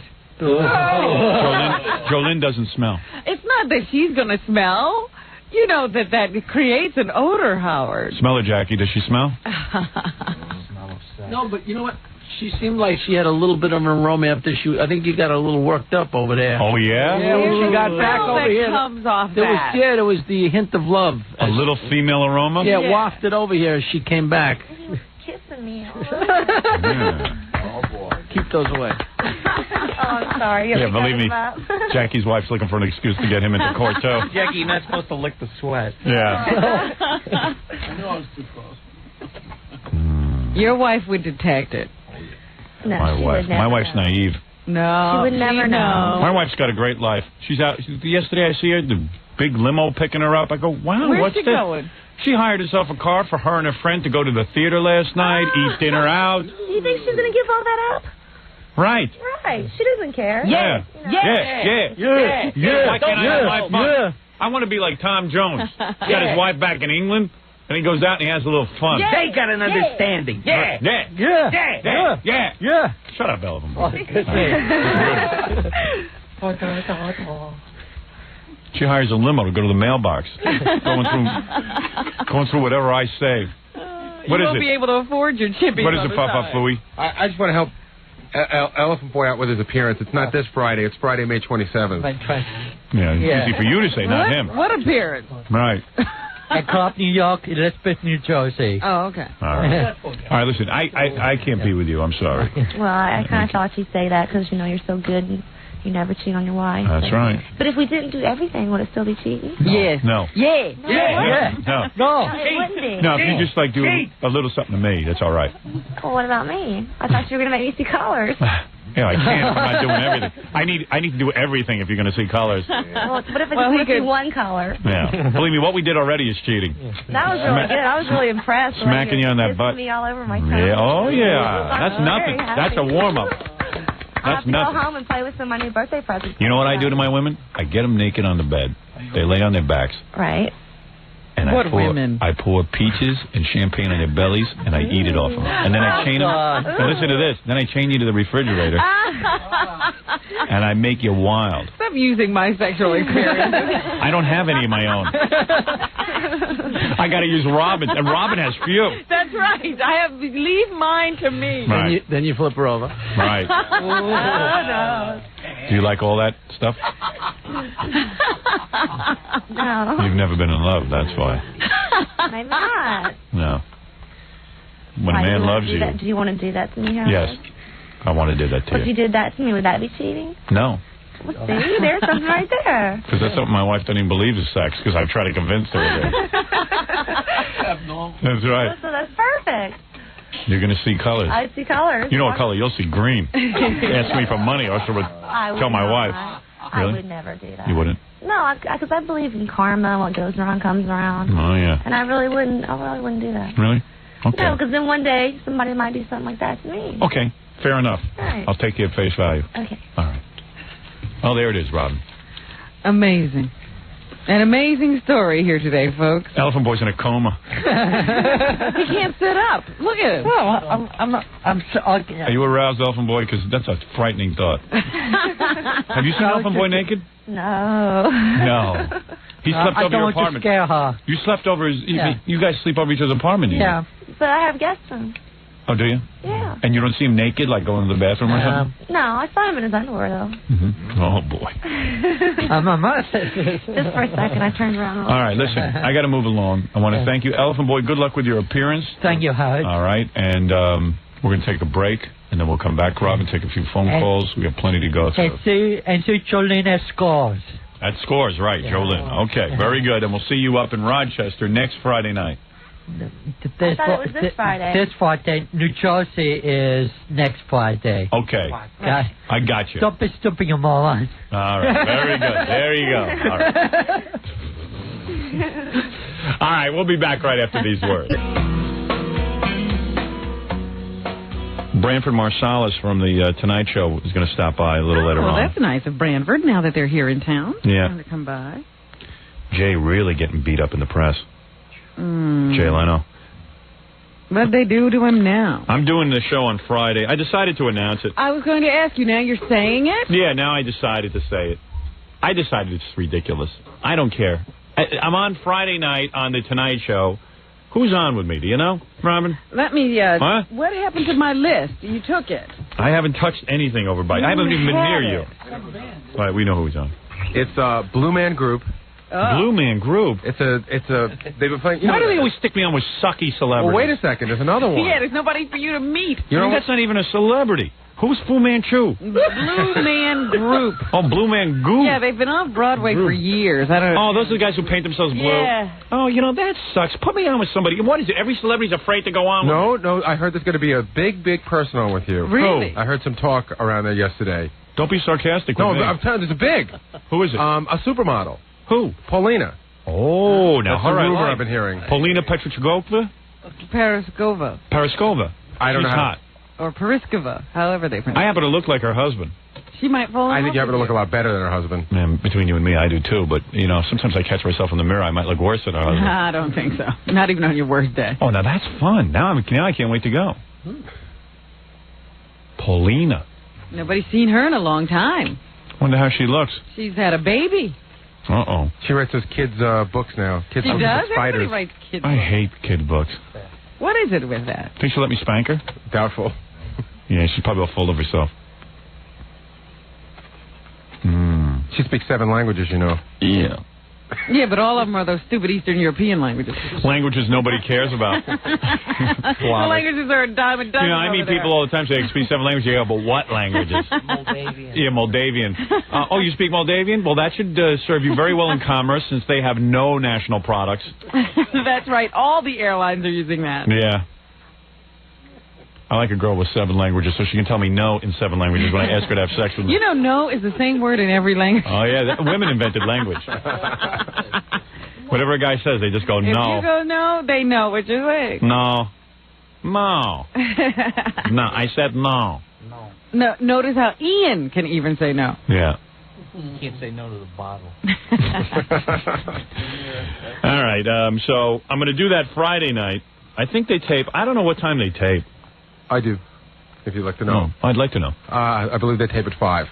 Oh, good. That's when Letterman tapes. 5 to 6. Because you go in the newspaper today. I should wait for Branford to get here, but, I mean, they even give, like, a... So Jay beat David Letterman in the ratings on Monday night, it says. And but how do they take that away from him? they say, well, it doesn't matter because Nightline beat both of them. Oh. Could you imagine? And then they go, yeah, Nightline beat both of those 2 idiots. And then they give Jay a report card. They gave him a C on his monologue, Dave an A. Oh. This is mean. This is unbelievable. Give the guy his win. Listen to this. He goes, Leno's jokes about a hostile New Yorker fell flat. A follow-up joke about sitting in a puddle of urine in the back of a taxi got a lukewarm response. Jokes about Tom and Roseanne. It's like Goofus and Gallant. Do you remember that from Highlights magazine? Bad Jay does a bad monologue. David gets an A. Thunderous applause greeted Dave upon his return to the stage at the Ed Sullivan Theater. As always, it wasn't the quality of Dave's jokes that mattered. It's the sheer stage presence that carries Dave. Oh, man. Dave gets an A. Jay gets an C. Because he has stage presence. On guests, Dave gets a B. Jay gets a C. On music, though, that's what they always do. With Branford, they're afraid because he's a black guy. They always get. He gets an A, and, you know. No, Jay gets a... let's see, on music. An A. And, of course, Paul Schaefer gets a B. Oh. You know, they always compliment Branford. Well, because he's an artist. An artist. Like Paul Schaefer, you know. Goofy white guy. Yeah, goofy white guy. You know, Dave. Hey, man. That's the way the reviewers... I mean, Listen, I don't have a hard-on for either one of these guys. I happen to like Letterman a lot. Letterman right now has a better show than Jay. Well, I can't say. I haven't seen either one. Well, I have. Do you know that Jay... But a lot of it comes down to... I mean, when I say a better show, listen, I know for me, I hate sitting through the comedy bits and everything. I like to see interviews and stuff, so I'm an unusual viewer. So whoever has a better guest wins for me. Dave has a more polished show because Dave's been doing it for 10 years. You do it 10 years, you got to be better. And I like doing both the shows, but I'm caught, and I don't know. If I do one gets insulted, the other one doesn't. I don't know. Leno doesn't seem to get insulted if I do Letterman. No. But Letterman calls me at the last minute as soon as Leno books me and says, now here's a test. You got to do our show. And I find that bogus. All right, Howard, here's a test. But you should see the press. I mean, Jay just gets... It's got to be bothering him. But Letterman has this thing. He has been just getting wonderful press since he started in late-night television. Absolutely. You just can't say enough wonderful things about David. Yeah. Well, it's the same magic Johnny had. I mean, he's got that magic going for him. And as a matter of fact, I was reading one other article about... it's every article. They were talking about how... What did they say? I just had it in my head, too. Jay... This is pretty funny. Hold on, I'll find it. And it's become the thing to beat up on Jay now. Yeah, you got to talk about how Jay sucks. He's a whipping boy. That's all it is. It's, all these reporters write the same article. They're talking about, first of all, how Nightline won. Anyway, because they had the H.R. Haldeman diaries. They had an 8-5. Jay had a... This is in New York. Nationally, Letterman actually beat Leno. Really? Yeah. Even with his trip to New York. Oh, boy. Oh, I know what they were talking about. They even reviewed the fact that Jay came to town and did Saturday Night Live, and it was really weird. Did you see it? No, I don't remember him being there. Heather Locklear is walking around. It's one of those, where she's doing the monologue, and then all of a sudden she gets pulled backstage by the crew. They have to talk to her. Right, yeah. And you follow her backstage. They interrupt her because they know she can't do a monologue. Yeah, and then Jay actually was there backstage. All of a sudden, it's like a little cameo. And the audience didn't even applaud when they saw him. It was a very awkward moment. David Bianculli points it out in his article. But, I mean, they're pointing out everything. Jay's having a rough time. It's got to be damaging to the ego. It's got, he's having fun now. Come on, Jay, seriously, isn't it? I'm having fun. What do you mean?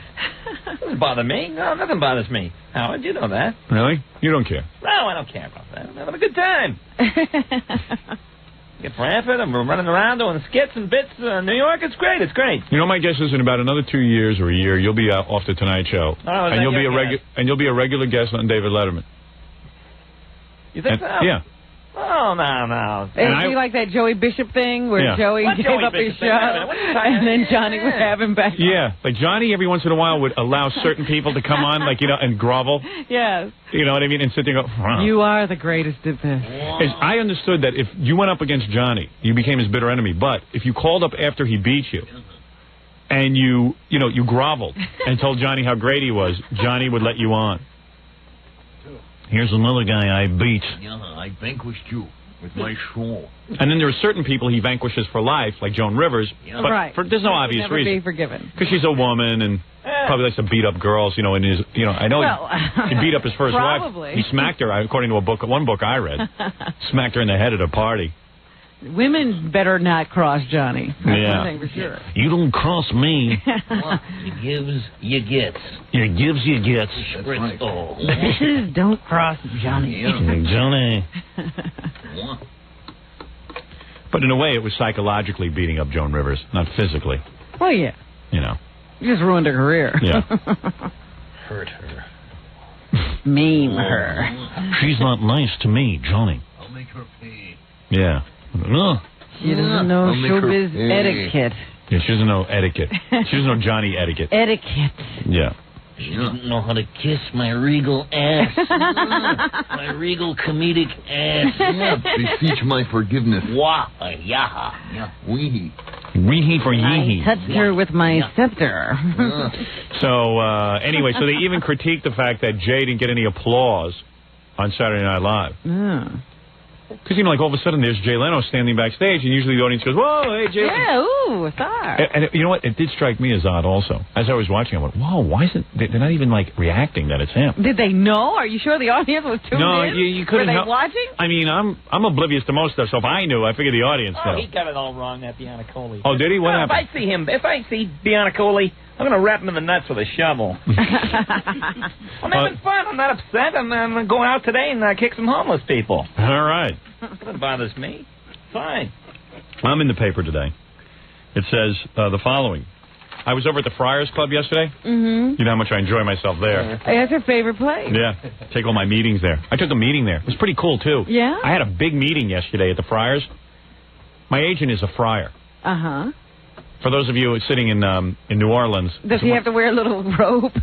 No, he's a friar. And a friar is a show business club where actors and comedians, primarily comedians, go to, you know, band together in like a fraternity, except there's never any cool actors. It's mostly like sales guys sitting around for lunch, hoping some celebrity walks in.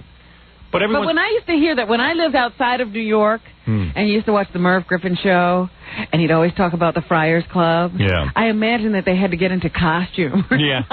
Get to eat in a Pope's robe. Well, I know, like, when the phone rings and it's from my agent, they go, Friar Don Buchwald. Oh. Friar Don. Friar Buchwald. Please come to the phone. Friar Buchwald. There's something wrong with that. Yeah.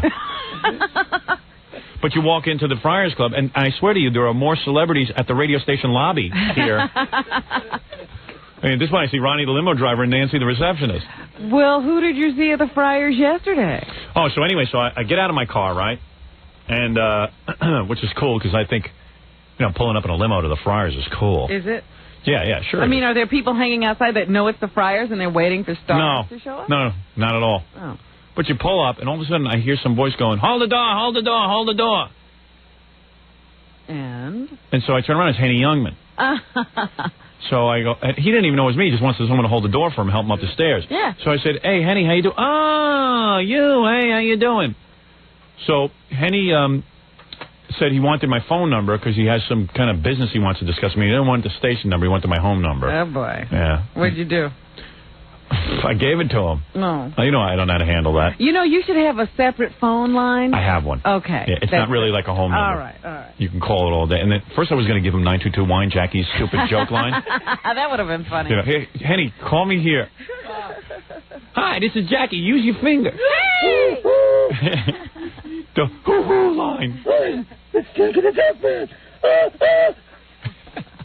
So, I was trying to think of like should I give him the office number? I'll give him this number because I have someone in the house who will answer the phone for me and stuff. And the answering machine's always on. You never get me anyway. Yeah. So then Henny puts his arm through mine, like when you walk in with a woman. So I walked him into the Friars. Arm in arm. Arm in arm. And everyone walked in and applauded me and was greeting me and Henny like we were married. Maybe you should join this club. They seem to like you. It made me very uncomfortable. The heavy couple is here. So Henny takes me over to a first table, and he's got his arms through mine. And, I'm walking with him. Freddie Roman's throwing rice on me. No, but all of a sudden, and the Friars Club is a lot of old comedians. Like, you always see Joey Adams eating there and stuff. Yeah. And, Henny walks over to the table. It's not even his table. And now I'm talking to his friends, and I'm standing there arm in arm with Henny. And I'm going, oh, man, I'm late for this meeting as it is. Are your people there? My people are waiting for me at a table all the way in the back, and I'm wondering which table is Henny going to, and how far do I have to walk with him arm in arm? And at this point, you're wondering if he still knows that you're on his arm. Yeah, and I kept trying to move my arm so Henny would let go and let me off the hook, but Henny wanted me on his arm. Yes, he wouldn't let you go. Yeah, so it was getting real awkward. So Henny was talking to this one. Then he brought me to a second table, and thank God it turned out Henny goes, "Oh, this is my table." Oh, so he was at the first table by mistake?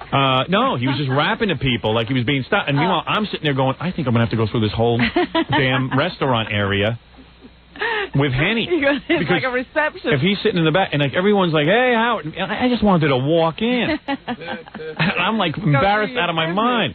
So in the newspaper today, I don't know how they have it, it says sightings. This is the first good press I've gotten in years. Howard Stern getting a standing ovation at the Friars Club yesterday for being a mensch, which is an Italian word for being a human being. An Italian word? Yeah, being a mensch and helping aged Henny Youngman to his table. They called it in or something. I don't know.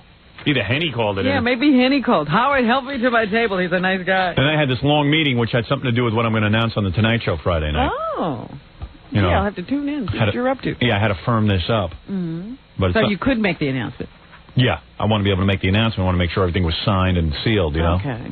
before I make another stupid announcement. So we have to wait till Friday. I figured I'd give Jay an exclusive. Now, why is it that nobody wants to walk arm in arm with me into the Friars Club? Well, maybe because you're not Letterman. Oh. You know, Jay walked into the Friars Club and there was no reaction. No applause. Henny Youngman just didn't even turn around. So then I was... What are they trying to do? Make me cry? I'm not going to break down or anything. I'm having fun, I'm telling you. So the funniest part of the story is I'm at the end of this meeting, and it's a long meeting, and the whole place is empty already. And then the woman at the front desk, Lydia, said to me, "Oh, Mr. Youngman was waiting for you. He wanted a ride." Oh, no. So He is your girlfriend. In that car of yours. I said, "Are you kidding me?" She goes, "No, he was waiting." I said, "Oh, jeez." Where was he then, though? Had he left? Yeah, he got tired of waiting. He says, "You think he's going to leave soon?" That's kind of tacky, isn't it? It's like a bus service. Maybe I can glom a ride off that one, too. Some club, 92-year-old hitchhikers. You know, when you said that Joey Adams is there every day, I think that's just where Cindy leaves him. Yeah. So he can be watched all day. Mistake hair. It was pretty cool, though, because I'm sitting at the table, right? I'm having this big meeting, and then, like, 2 tables down was my publicist. Well, I think he's the one who planted the story. Oh, did he? Because I saw him last night, and he was telling me that you were there. Oh, you think he planted that? Yeah. Well, of course, he's your publicist. Yeah, but who asked him to do that? That makes perfect sense. I just walked in with Henny. Yeah, but I don't want to be in the paper. I get enough in the paper. Oh, you better have this discussion with him. I keep telling the guy that. You know what it is? Yeah, I call him every month and I say, "Listen, I'm going to send you a check, but I don't want you to do anything." You know what? He probably feels ridiculous not Yeah. doing anything. Yeah. Oh no, I don't think so. So anyway, he walks over to my table, the publicist, which is kind of cool that I even have one, but I got one when I did the book, and like now it seems like inappropriate to just get rid of him. Oh. Like so, now he's on the payroll. You know what I mean? You know me. I get someone and I never let him go. Look at Fred. You're ridiculous. You went through this before, Right. and claimed you didn't need this. I know, but it's weird. It's like, you know, because What, are you waiting for the day that you do make a mistake? Well, no, right. He in case I need one. No, because I call up and go, hey, you guys, I did the book and everything, but, I did the book for a reasonable price, and, if you want to keep me around still, So it's like, I just keep them around because maybe something will happen. Well, I'm just thinking, just like, whenever these people have these people around to do damage control when they do something bad. Yeah. I said, what are you waiting to make a mistake? Yeah, I'm waiting for something bad to happen. No, I tell him every month. You don't have to. He goes, look, because he check after I send the check, he's like, well, what do you want me to do? What kind of charges are you going to be up But you know what? It's good to have him around because this guy Dan Flores, he knows everyone. He's everyone's publicist. Yeah. So therefore, you kind of think like maybe he's out spreading a good word about you. With other people that he works with. Yeah. So you figure, well, if you dump him, then he'll just like clam up and say bad crap about you. So now you're paying him just to say nice things in private meetings. It's like protection in the mafia. Anyway, so he's sitting at a table with this guy who looks like the guy who used to run Mad Magazine before he dropped dead. William Gaines? William Gaines. He has a big white beard. The guy looks like Santa Claus. Big white beard, big white hair. And another guy I knew. So it was Brillstein Gray, Bernie Brillstein. Oh, okay. Sure. Who's a pretty cool guy. And Brad Gray, who does the Gary Shandling show. I knew him. Yeah, who've always been very nice to you. So look real good at my meeting because I'm like, I'm rapping to Brillstein and Gray, far away there. And I'm like, hey, guys, how you doing? I looked really happening. Like, here I walked Henny in on my arm. One of those movies. Yeah. It was perfectly orchestrated. I was definitely Mr. Show Business. It was that scene with Jerry Lewis walking into the Friars Club on Mr. Saturday Night. Right, exactly, yeah. Hello, I love you. Yeah, you too. And everybody calls me Governor when I come in. Hey, Governor, how you doing? The maitre d' there, the French guy? Frank. Italian, whatever. Frank. Hey, Governor. Anyway, Frank, here's a 5. Leave me alone, huh? And it's real good, too, to have luncheon meetings there because then my agent has to pay. You're not allowed to pay at the Friars. Oh. It goes on his tab. So I like having meetings there. Gary knows that better than anyone. He goes with Jackie to the Friars. Got to meet the minimum. All right. What is it? If you're a member, Jackie, you have a minimum that you have to meet? You got to spend like $150 every 3 months or something. It's pretty Oh, okay. That's Gary's rationale for us going to the club. Right. Is that Jackie, doing you a favor. Here's a quick impersonation of Jackie.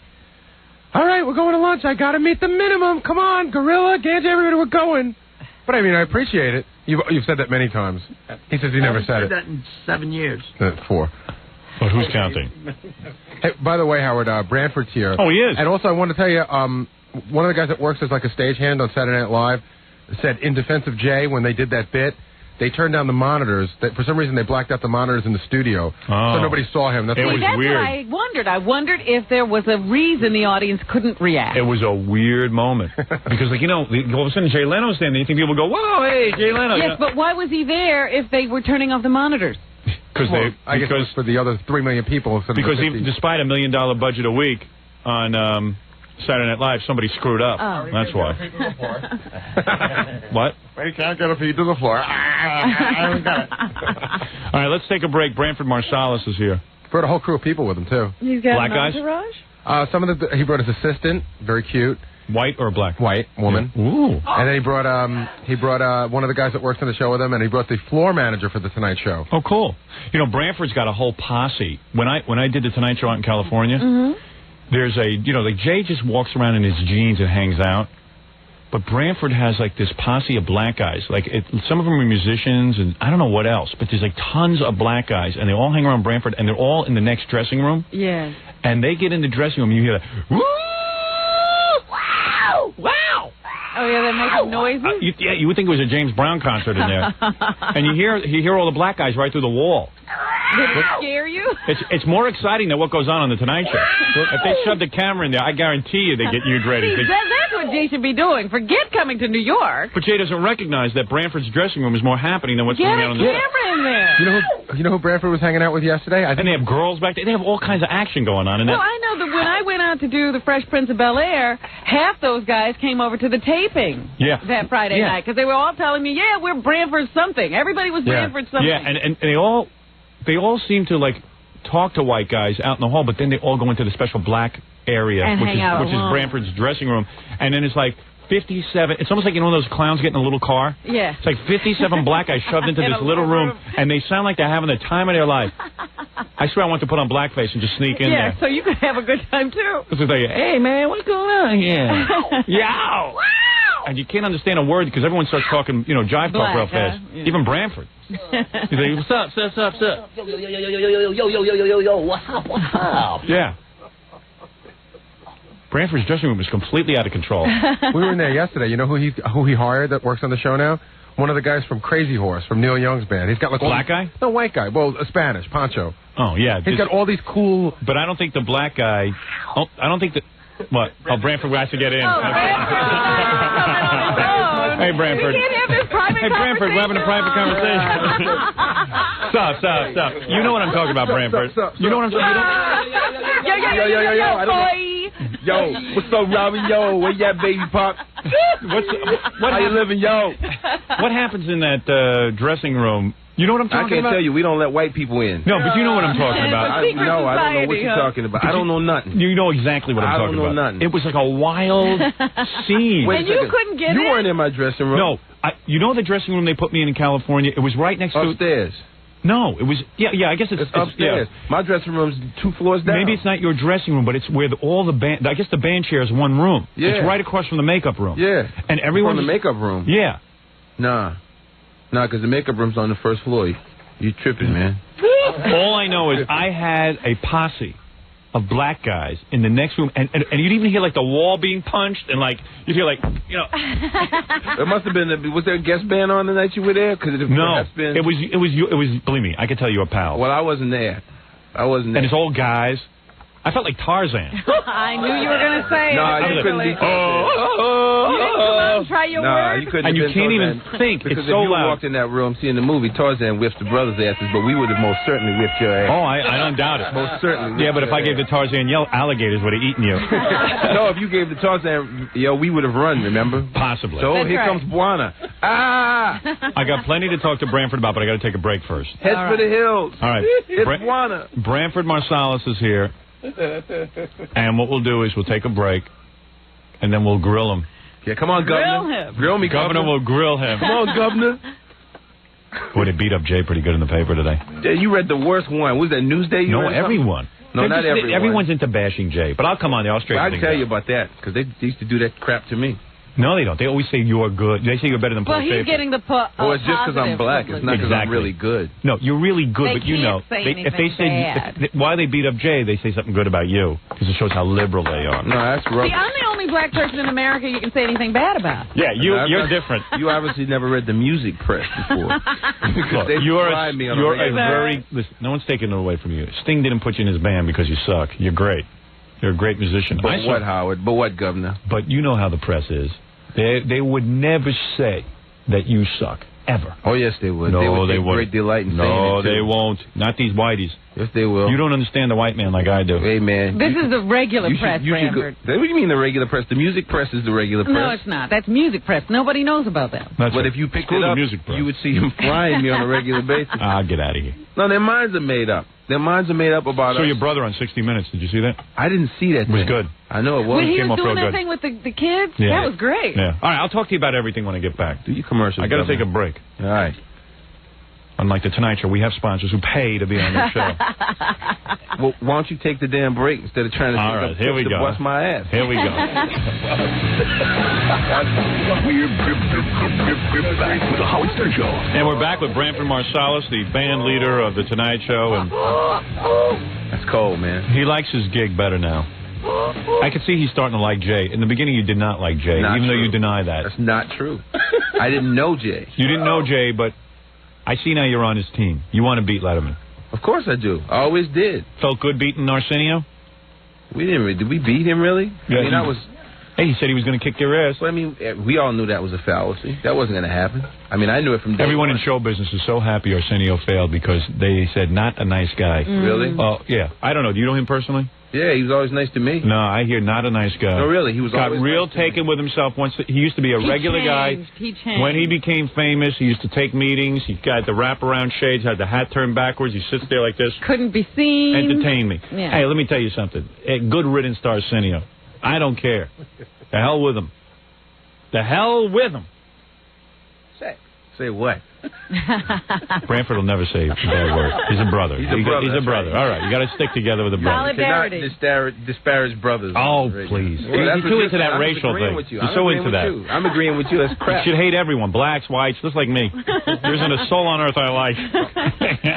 Don't you know me, Howard? Yeah. That's how I am. You know what's nice, though? You've changed, though, in a way. You don't call Jay Whitey anymore, which you used to. Well, I used to a lot, yeah. Right. Anyway, the point is, you have a nicer relationship. I can see that it comes across on the air.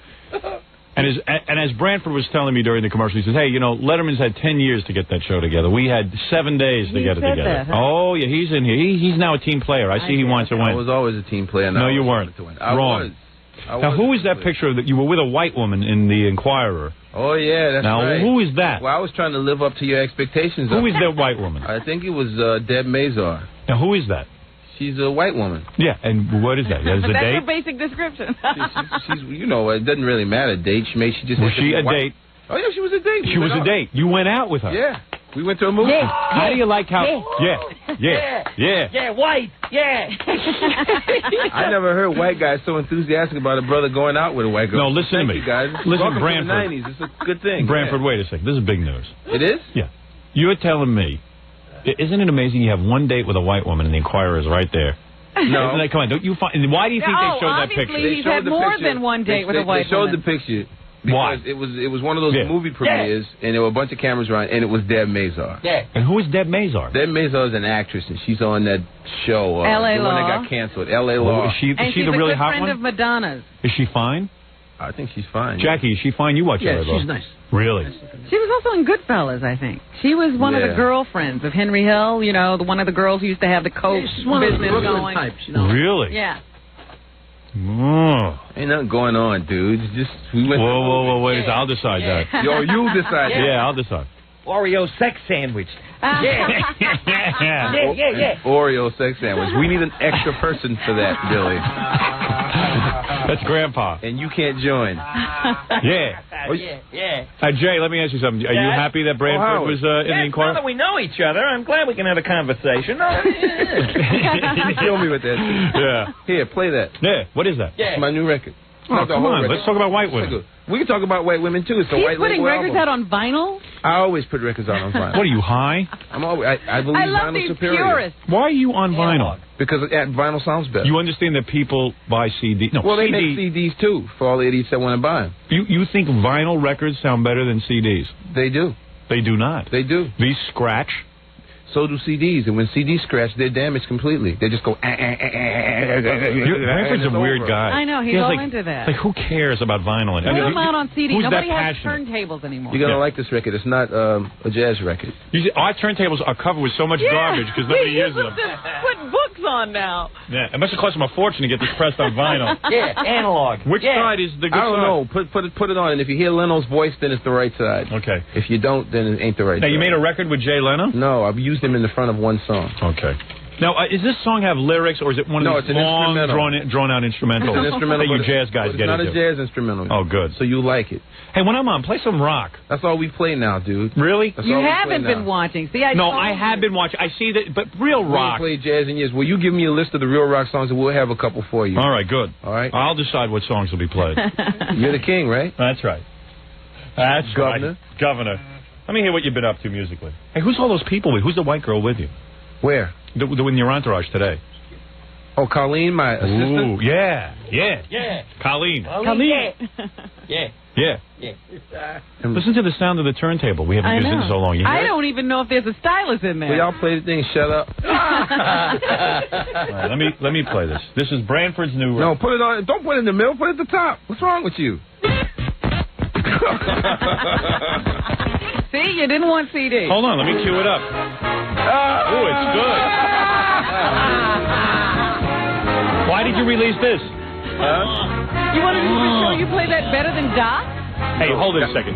We could never play that. Hey, help me out with this for a second before I play the record. What? Hold on a second. Let me turn off this turntable. What the hell is that noise, Robin? I don't know. It must be one of the microphones. It's got to be the turntable, though. No. Anyway, it's your equipment, Fred. Oh. There, I fixed it. Listen to me. Yo. What the hell do you think of Johnny Carson? Who, me personally? Yeah. Careful how you answer, Branford. You got to be careful of Jack. Jay, tell them about the albino twins that rub you down after every show. Jay wants to keep you quiet. Jay, you're afraid to say no. Jay, you're afraid to say anything bad about Lennon. Come on, be the evil Jay. Say something bad about Johnny. I don't know. Johnny's a nice guy. We never had any problems. I don't know Johnny. I wasn't. What do you think I of wasn't him? there when all that crap went down, whatever went down with them, and why he's mad at NBC. Why do you think he went on Letterman? Why did he go on Letterman? Yeah. A slight stab at NBC. I don't think it's Jay personally. Don't think so? I think it's wrong. a beef with NBC. Wrong. You think it's something with Jay? Yeah. Well, Jay didn't thank Johnny. Well, I don't really give a damn, tell you the truth. Either. I really don't. Hey, I heard you got an honorary doctorate in Wisconsin. Yeah. So you are now Dr. Branford Marsalis. No, I'm still an honorary. It's not a real doctorate. So. Sure it is. No, it's not. It says real as Bill Cosby's doctorate. Between you and me. Well, I'm not going to call myself doctor. All right, well. But I'll call you governor. I will call you doctor. So, man, no governor is complete without a black lawn jockey. So if you win... Oh, stop that. That's not funny. That's not funny, right, Jay? If you win... Let's talk about Johnny. We can talk about Johnny. No, in a year or so after Johnny kicks, I'll let loose, right? All right, listen, let me Branford. Jackie, you like that, didn't you? Who is that white woman with you? Let me see who the white assistant is.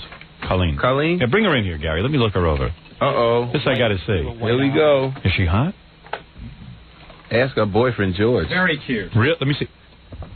Ooh. Oh, my God. That's your assistant? Yeah. What do you mean assistant? Like, as in, What does she assist you does to she do? help you in the house? No. Does you ever go over Branford's house? No. Actually, I worked there in New York. At the house? Oh. But he was on the road. I was there alone. Oh. How much does he pay? I'll double it. Oh, and then I can stay in New York? So what are your Maybe. what are your duties? My duties? I take care of his schedule and Schedule? What does he have to do? He has A to lot. show up for the Tonight Show. No, he doesn't. He has like a whole other itinerary. Really? What, like just stupid jazz clubs? No, He's going to be not out of that stupid. very soon. No, recording. He doesn't stuff need like that. I know Branford is in demand because he does a lot of. I saw him at the Sting's Rainforest concert. I was there. Blew away the crowd. Man is a musical giant. Oh, shut up. All right, you're okay. Governor. Anyway, wait a second. Look at the body on you. Not you, Branford. I'm talking about Branford. Fantastic shape. Yeah, you're so stuck on yourself. Yesterday she was yeah, Colleen. Why don't you get off yourself? Yeah, I trying to compliment Branford. No, you are a gorgeous piece. Oh, thanks. A gorgeous piece. How old are you? May I say? 21, no. No, how old are you? 32. 32? You look like 25. I know, that's what A everyone gorgeous body. I mean, you know who she looks like? Who? Don't say it. Who does she look like? Gloria Estefan. No, don't say that. Everyone says that. Either that or Jane Seymour. Jane Seymour, yeah. Yeah. Jane Seymour. Jane Seymour, yeah. Branford, come on. She's hot. Yes, she is. Oh, don't try to act like you don't notice. No, I know. I'm not saying I don't know. And you two never became lovers? No. Oh, no. What do you mean, oh, no? That's impossible to happen? It's not impossible, but it's impossible in this situation. Why? In a minute I'd become your lover. First of all, her boyfriend's huge. What, are you making an offer to Branford? Second of all. Not Branford. In a minute Colleen. I'd become your lover. That's right, you become my lover. Are you jealous of Debbie Mazar? No. Branford's date? No. He only went out there once. Thank you. You didn't score? No. No, they're just I'm a friends. friend. What's wrong You couldn't with you guys? close that deal? No, I couldn't, man. I lacked the skills. That's why you should have been there to help me, Howard. Wow. After all, you're going to be governor. You are a piece. Oh, thanks. What are you wearing, Eddie? Colleen, get out of here. Why? I'm wearing my waitering outfit.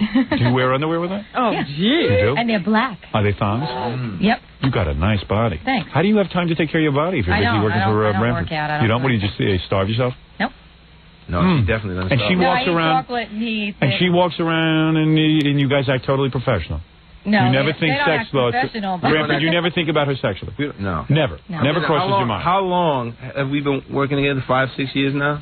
And you never sit and say, I wonder what it'll be like to make love to Colleen. Never crosses your mind. Not anymore. All right, you've dulled yourself. It's been so long, man. Really? Like, hey, it's Colleen. But in the beginning, you hired her because she's very beautiful. Not There's at no all. question. I mean, she looks No. like Jane Seymour. I hired her because my phone I was getting 20 messages a day and I was flipping and word on you. Show your breasts. Oh, breasts. How come you're not that loose on the Tonight Show? You know, he's already using foul language and using the T word for breast. Well, Anyway. Alan Alda used that word on the show the other He night. did use that word. Oh, everyone's allowed to use that word except me. And me. I And can't you. use that word. No. You're allowed to use I can't use that word. But anyway, I'm saying, like, a friend of ours, Teresa Green, who's Sting's assistant. Was she nice? Was roommate, yeah. Who's nicer, Colleen or... Oh, it's a tie. They're both fine. They were roommates. And Teresa comes to me, and I said, I'm going crazy. I need an assistant. And she says, well, Colleen needs a job. Wow. And I said, okay, I'll hire her. And then So Teresa... what does she do all day? She just keeps your schedule? There's a lot of work. Really? She screams most of the time now. Now, what else do you do? Do you have to type and stuff? Not really. Really? I don't do stuff like Type that. what? Do you cook? All the calls that come in, no one gets. Wait, you to mean them you answer without the getting phone? through me. Well, they call Big the deal. office, and She I'm keeps there. me saying she books flight reservations. I saw her on the computer yesterday in his dressing room. I don't know what she was doing, but she was on the you have computer. a computer? She's typing up my messages. Yeah, there's a lot. Why do you have going to type the messages? So he can read them. Can he read them in your handwriting? No. No? Has to be on the computer. Mm-hmm. No, this way we keep everything logged, so if anything happens, I have Well, it. you got to archive that stuff. That's right. What the hell is going on with Branford? He's large. Play his record, Howard. Come on. All right, let me... all right, that's colleague. what we were doing. Breakfast at Denny's. It's going to be released next week. Breakfast at Denny's? Is that what it's called? Yeah. Is that really what it's called? That's a great name. That's great. Because like people that. know that black people have a hard time getting served at some of the Denny's. Maybe they do, maybe they don't. I don't know. We don't know, but you call it breakfast at Denny's. Because it's a funny... Did you ever eat at Denny's? Yeah, in college. And you had no trouble getting served? Oh, thanks, Colleen. It was in wow, Louisiana. what a knockout. Well, I'm glad you approve. Thank our parents for that. That suspender thing works, doesn't it? Yeah, oh, yeah. You like that, huh, Jackie? She knows how to dress. He spanks her with those suspenders. Yeah. Yeah. Shut up, Jay. Jay. All right, let's listen. Let's see what Branford's busy with. Very hard to sell jazz records in this country. Ain't a jazz record. Will you stop? He says it's not a jazz record. Why, you don't like jazz? I love jazz, but I know you don't. All right. So I wouldn't bring nothing but... All right, doctor. All right, Governor. Did you give a speech? Not at all. No singing. Oh, this is jazz. Oh, wait. Branford. Shut up and wait. Shut up and wait. What do you think, all day? Yeah, you got 10 seconds. Here you go. Oh. This is like rap. No, there's no rapping on it. Yeah, but this is... Beat. Hip-hop. You know, this reminds me of like a Herbie Hancock kind of groove, right? Is that not cool to say? No, it's cool to say, but it's not. You want to know something? You know what this record reminds me of? I happen to like this. You want to know something? You should interrupt every monologue with music. Like you did here. Jay does a joke and then you break into song. That would be cool. Very cool. That's why I won't have a job. And that's you on saxophone. I won't have a job. I said to Robin, I went to this Sting concert. Branford's up there. I said, I didn't know Branford plays the clarinet. And then she goes, that's a saxophone. I go, no, it's not. It was a 20-minute argument. I missed the whole damn song. I know, we were arguing. Yeah, that's all. I want Did you have Spike Lee direct the video? Yeah. Oh, boy. Oh, you did? You're so black. Man. The world's worst. No, you're full of No, crap. maybe he's The world's... Let me tell you about Spike Lee. Have you seen Crooklyn? Yes. Okay. And you don't tell me you liked it. I liked it. No. That's an amateur production. I liked it. Now stop with all this black stuff. It ain't black stuff. If he was a white guy, he'd never be a director. I promise you that. I promise you that, Branford. So you're saying that there's not a movie that you don't like made by a white guy? Wrong. I'm telling you about Spike Lee. I'm telling you that guy... I like Crooklyn. No. Crooklyn... Nah, you don't. Yes, you notice that the music, you can't even hear what the people are saying? Maybe you like all the music. Spike's movies are like that. All Spike's movies are like that. How can you tell me that's professional? I don't want Spike Lee involved with you. He's going to ruin you. You are a nice, well-behaved black man. You're too late. You are so He's been well-behaved. involved for a while. He was in one of Spike's movies. Yeah. Right. Which one was that? School Days. I would never see that. Well, even though I like you, I would never see it. School okay, Days was like going to see a double feature. It was two different movies. That's all right, Governor. I like Crooklyn, though. No, you don't. I do. Admit it. I'm admitting you slept through the whole it. thing. No, I liked Robin? It was awful. Okay. I liked it. There were a couple of funny scenes, but it was not a movie. It wasn't a funny. And it wasn't even about crooks. Not a movie. It's not a funny. It's not supposed to be. I think. I tell you why they call it Crooklyn. Why? Because after you pay $7, you know who the crook is. Oh. We need a snare drum. Oh, you got a drum machine there. Hit it, man. There's an Elisa's drum machine right in front of you. I don't think it's hooked up. Hello, it's there, but we never hook it up. It's just there. Y'all a bunch of losers. A bunch of losers. You know, all this stuff just sits here. It doesn't work. Who else is in your entourage? What Who entourage? else, the people you brought with you? No, you have the girl. Oh, Mike Schiff, our stage manager from the show, and Roderick Ward. Was that right? My trusty D'Artagnan, huh? Oh, yeah? Roderick Ward is like my tour manager, and he also works for the show. Well, you employ a lot of people, Branford. No, I don't employ Mike. And Colleen and Rod are employed. I pay half their salaries, and NBC pays half their salaries. I'm going to do it like a Spike Lee movie. While Branford's talking, I'll just put up the music. Put it up loud, because you don't want to hear it. I'll do it like a Spike Lee. Branford will say a couple of words, and then I'll just drown him out with the music. That's it. None of you guys, that whole entourage, don't nail Colleen? Don't you have some spots to do? No. Branford, you're in with the wrong crowd. Why so? Now that you're becoming more and more popular, don't fall in with the likes of Spike Lee. I don't want you ruined. My friend, you go to hell. No, I'm not going to hell. Commercials aren't looking very good anymore. Right, I'm your friend. Oh, okay. Well, you only like him because he's black. No, we were living around the corner from each other. We lived around the corner from each other. I'm a better friend He's than you. nice to you. He might be nice to you. Well, that's all that matters to me. He should be nice to his father. That's who he should be nice to. Well, I don't know about that. That's right. I don't even get involved I don't know nothing about it either. Nothing wrong with his father being with a white woman. That might not be his only grievance. You don't know. What is it? You tell Branford what Spike Lee, did to me and Grillo. Well, you deserved it. What happened? You were being a troublemaker. What happened, John? No, I interviewed him, and then two of his guys came out, opened my car door, tried to grab the tape, punched my intern in the back of the head. Thugs. Thugs. I don't want you in with the... You know what? I'm going to say something about Branford. Branford is the nicest guy. You forgot to say black guy. No. Nicest guy, period. And let me say something. He's an example to all people. You are an example. I hold you. Wait a second. To your community. What community is that? Where do you live, Branford? You know what I'm talking about. There's a lot of brothers out there who are very angry with the white man hostile. Branford isn't angry at the white man. Right? You're not angry. Oh, no, boss man. No. No, he has a good attitude, but he'll hang around with that Spike Lee and fill Branford's head with all kind of rowdy thoughts, and he's going to ruin another guy. I'm just happy to be here, Governor. That's right. All of a sudden, you'll get that sleepy look. You know what I mean? And we won't be able to understand what you're saying because you're mumbling all the time. No, you're going to start wearing sunglasses and you're going to cross your arms. It's not going to happen. Wear a bow tie. It's not going to happen. What? I'm telling you. Whirlpooling if he spends enough time with those guys. That's right. No, it's going to be fine. You're going to win, and I'm going to be your lawn jockey. It'll be fine. No. Let me just say something. You know, a lot of the brothers are joining gangs. Excuse me, forget the Branford's never been in a gang. The only gang Branford was in was Safety Patrol in high school. He was a captain of the Safety Patrol. I was captain of the Safety Patrol in elementary school, not high school. Were you? Hell yeah. Me too. Mr. Crossing Guard here. That was me. I was a crossing guard. No, but you know what I'm saying? This is a guy who worked hard. He had that nice white sash that he wears when he was fluorescent orange. But here's my point. You know what I'm talking about. Today, a lot of the brothers want to be bad. They want to have the so-called black accent. They're anti-everything. So-called black accent. You know what I'm talking about. No, I don't know what you're A lot of brothers put it on like they're from the South. Hey, yo. No, first of all, yo is East Coast. Yo is... First of all, you got to move a little here. Yo is... Right. Now, yo is East Coast. Let me tell you. East Coast. In the South, grew up in the South. We didn't say yo. Exactly. Ever. Of course not. Real Southern. What is this Southern? Here is a real Southerner. Doesn't have any of that affect. Oh, man. Do you have some spots to do? This is a guy who all blacks should look up to. I'm going to say it right now, and I know you're too humble to say it.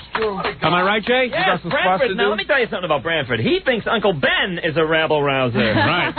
Okay. The new Jay. No, improved. That's right. Oh, man. Branford. But it was just like Winton was saying on that TV show when he told a kid, "You're hip, aren't you?" Yeah. And hip means you have a limited number of responses to any given subject. Your brother is a big proponent. Your brother's a lovely man also. Not as lovely as you, but lovely. I sense a little hostility. A little bit, huh? That round derby hat he wears. that looks subversive to me. But I'll tell you something. Branford, this is a guy who shows up on time for his gigs. He's a hard-working guy. Never even brought back a library book late. Is that right? Right. And this is a guy who worked hard. You were a straight-A student, true? No. You were good in school. Winton was a straight-A student. Well, let me just say, it's a guy who studied music, worked his way out of the ghetto. He was rebellious. He got beat. Ghetto. Right. Ghetto. That's right. I know you're too proud to say it. Oh, man. And this is a guy, this is what every black guy should behave like. Branford. Yeah, right. Thank you. I'm going to say it. I think you're an excellent role model. Yeah, man. All right. Well, you're embarrassed by that, but you wouldn't I'm like not embarrassed. I just don't believe you. Let me tell you something. Jesse Jackson is supposed to be so full of horse rubbish. No.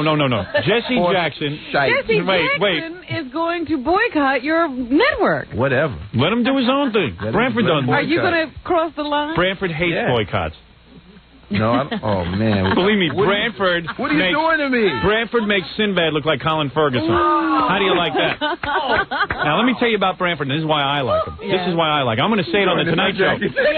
I'm going to say it on The Tonight Show. You're not afraid. I'm going to say it on The Tonight Show when I get on there Friday night. What are you going to say? I'm going to say how much I like Branford and why he's a good role model. I don't care. I'm going to say it to the whole country. You're going to tell the truth. I'm going to tell the truth that this is the guy. This is the guy everyone should emulate. Not Jesse Jackson. Jesse Jackson, I don't know what he does for a living. You can't. How did Jesse Jackson... Wait a second. Let me ask you a question. You might need a drink, Branford. I think this ice-cold filtered beer... You might need to relax. Right now. You know what I'm saying. I think you're going to agree with me. Tell me what Jesse Jackson does for a living. Don't you have spots to do? How does he have gold jewelry? Where does he work? How can he take the Concorde to France? Yeah, how come him and Al Sharpton are on the Concorde to France? I don't get it. What do they do for a living? Where does Jesse Jackson make a living? Would you tell me? Is it through contribution? I don't know. What is it? It must be contribution. Branford goes to work every day. Yeah. That's a role model. What are you talking about, man? You know exactly what I'm talking about. Not everybody can go into Jesse Jackson's business. Right. What? Sitting and rabble-rousing? Making trouble? It's wrong. How many of them can there be? Branford goes on The Tonight Show, plays nice music, works with all different kind of people. I play lousy music. Remember, I play wah, wah, wah. No, this is nice. Here. We can't play that on The Tonight Show. Why don't you? Because it's too hardcore. It sounds rap. Play that when they introduce me. I'm proud of this.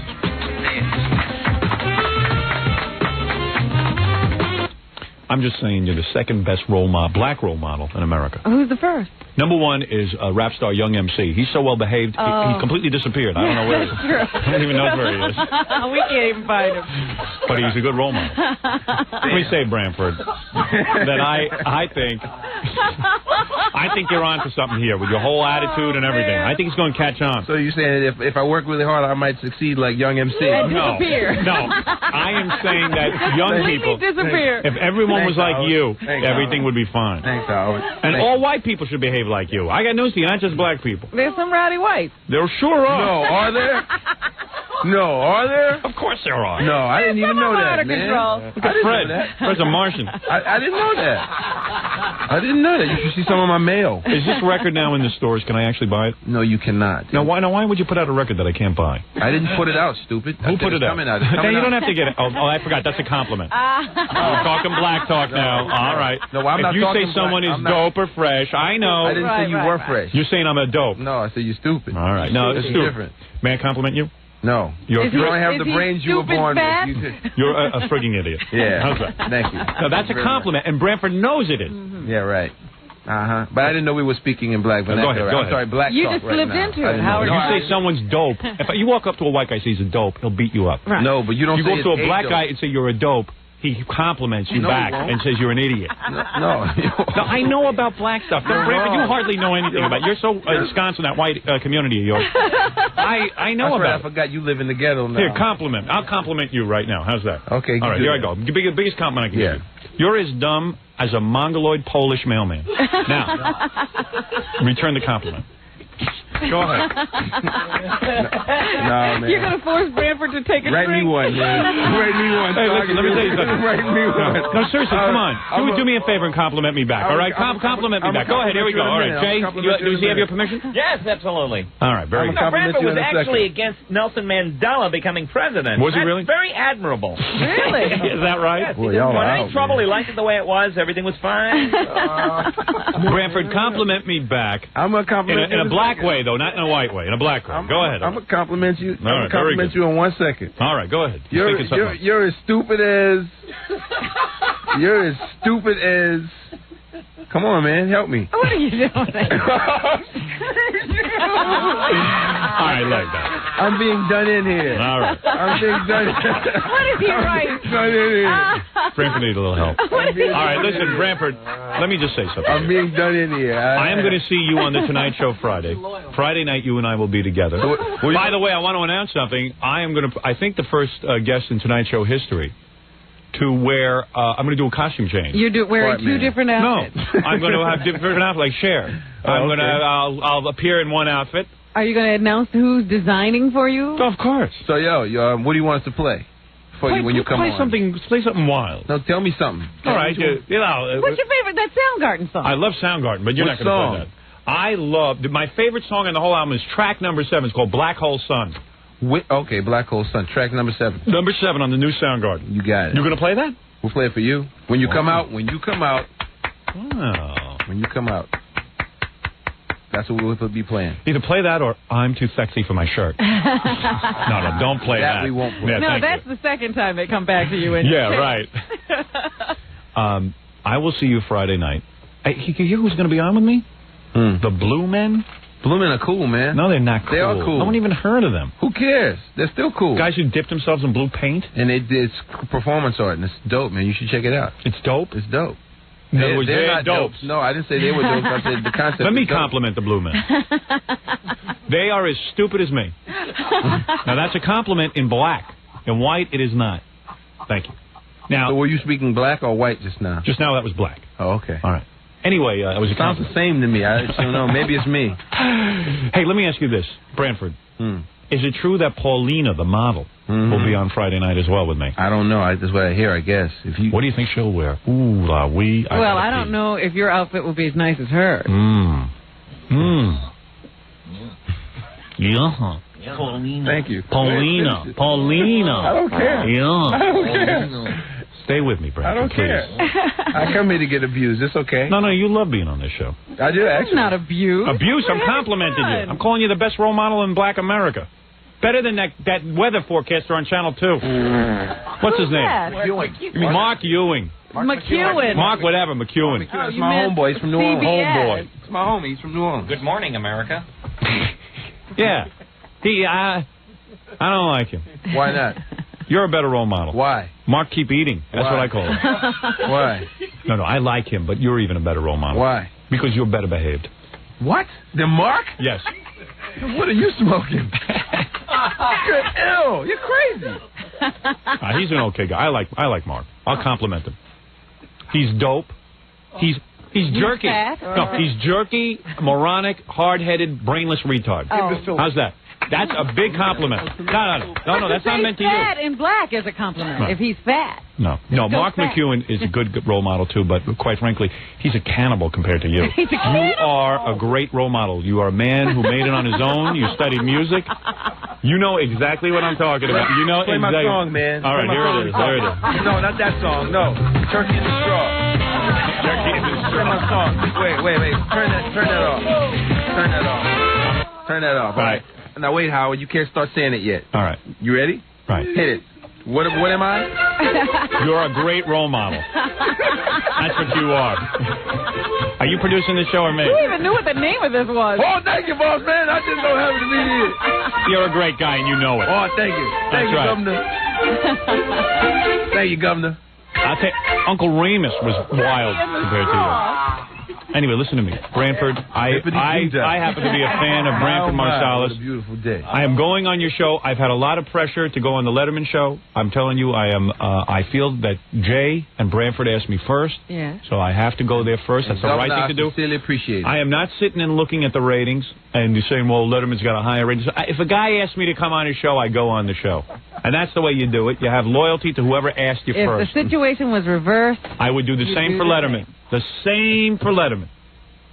You liar. I would. Why? I'm putting my money where my mouth is. I'm telling the truth. Man. That's cool. I'm a man of integrity, and you have to admit that. So want me to do a little soft shoe when you come out? No, not at all. Governor. Hi, Governor. Sing this for me when I come out. Sweet chariot.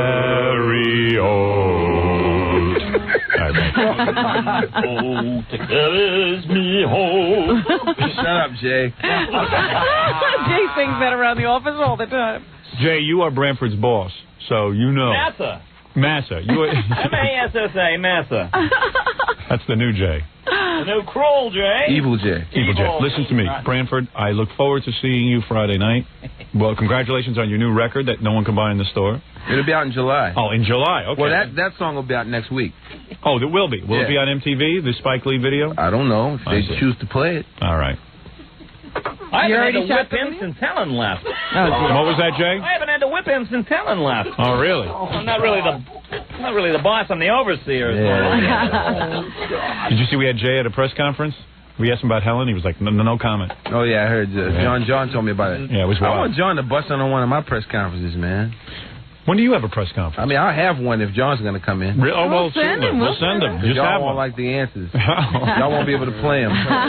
Branford, you truly are a great musician. I look forward to seeing you Friday night. But has his video been shot already? Yeah, Spike Lee shot it already. Oh. Is that right? Yes. Yeah. At the same time he's doing Crooklyn, probably. Yeah, I don't think he put much effort into Crooklyn. Yeah, because he couldn't have been busy on later. that. Y'all got spots to do. A lot of naked broads? A lot of naked broads in your video? The video, absolutely. Isn't that how you do it? Yeah, you'd be against that. You and Spike would think that was wrong. Who, me? Yeah.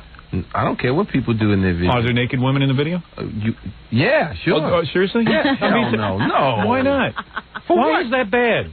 For what? He's into the music of the whole thing. For what? Put Colleen in a bathing suit. I'll watch that video. Oh, yeah! Okay. Branford. Oh, boy. I'm honored to have you on the show. Good luck with the Tonight Show. I'll see you Friday night with the Blue Men and I'm honored Paulina. to be in your presence, sire. No. I'm honored. You're too nice. I'm honored. No, it's true. No, thank you. You know what a big fan true. I I am. bow in deference to you. Thank your you. wisdom. See, Branford, you're good with me. You and I ought to do a TV show. See, Branford's good with me. Oh, you're ready to throw me out now. Take Branford. Oh, I'm saying, you know how Jay... Jay and Branford... There can only be one of us. That's right. Robin, remember how Jay and Branford... Like, they don't talk to each other. They don't have a chemistry. Yeah, we do. Now, Branford and I... I think they're beginning to, though. I've seen some things, yeah, man. We just met each other. All right, take it easy. We just met. I'm about to get hostile, man. Everybody can't be like us, Howard, and click right Instant away. chemistry. Yeah. I understand. Can't believe it takes a full year to get chemistry between Branford and Jay. You know, Jay's cold. He's a cold fish. He is cold. Damn. He's so white. He's just white. Yeah, you know, it takes time to warm up to Jay.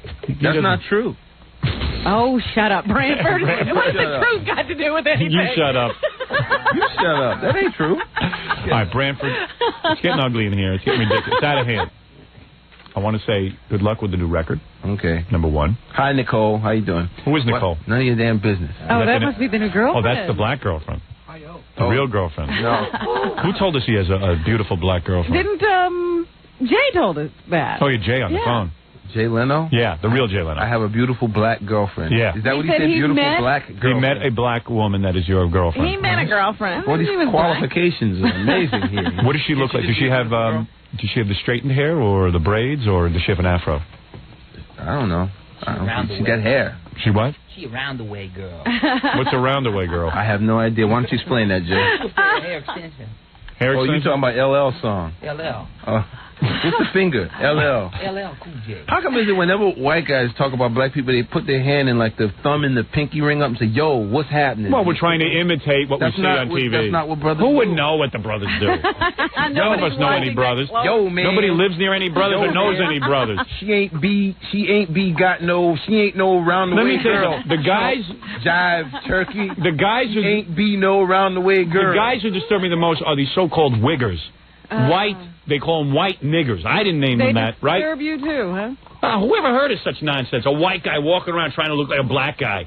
Hey, you know, it's not easy to be black. Does that drive you crazy too? No, not really. Really? Oh, it does. Wiggers. Branford told me in the office. Oh, okay, yeah. I am outraged. So when you see some white kid we should with their castrate them pants all down Right. around their We should just knees, beat the with hell out the of all of pants, the black pants. and their shoes untied. whatever. They look like idiots. Whatever. Shows you the power of the culture, man. Well, there you go. There's Power something of the to say. culture. There you go. You're a good Yeah, spokesman. but the moment it gets tough being black, they turn white If again. you're 17, who do you want to look like? You want to look like Gangsta or you want to look like Dan Quayle? Let me tell you something, Branford. What? If it got very hot in the kitchen, That's with everybody, though, right? they would be white in a There minute. you go. That's with There you everybody. go. When Right. it got real tough being black, That's with everybody. they would be white. It is tough being black, right? Not for me, it Tough isn't. being black. I love it.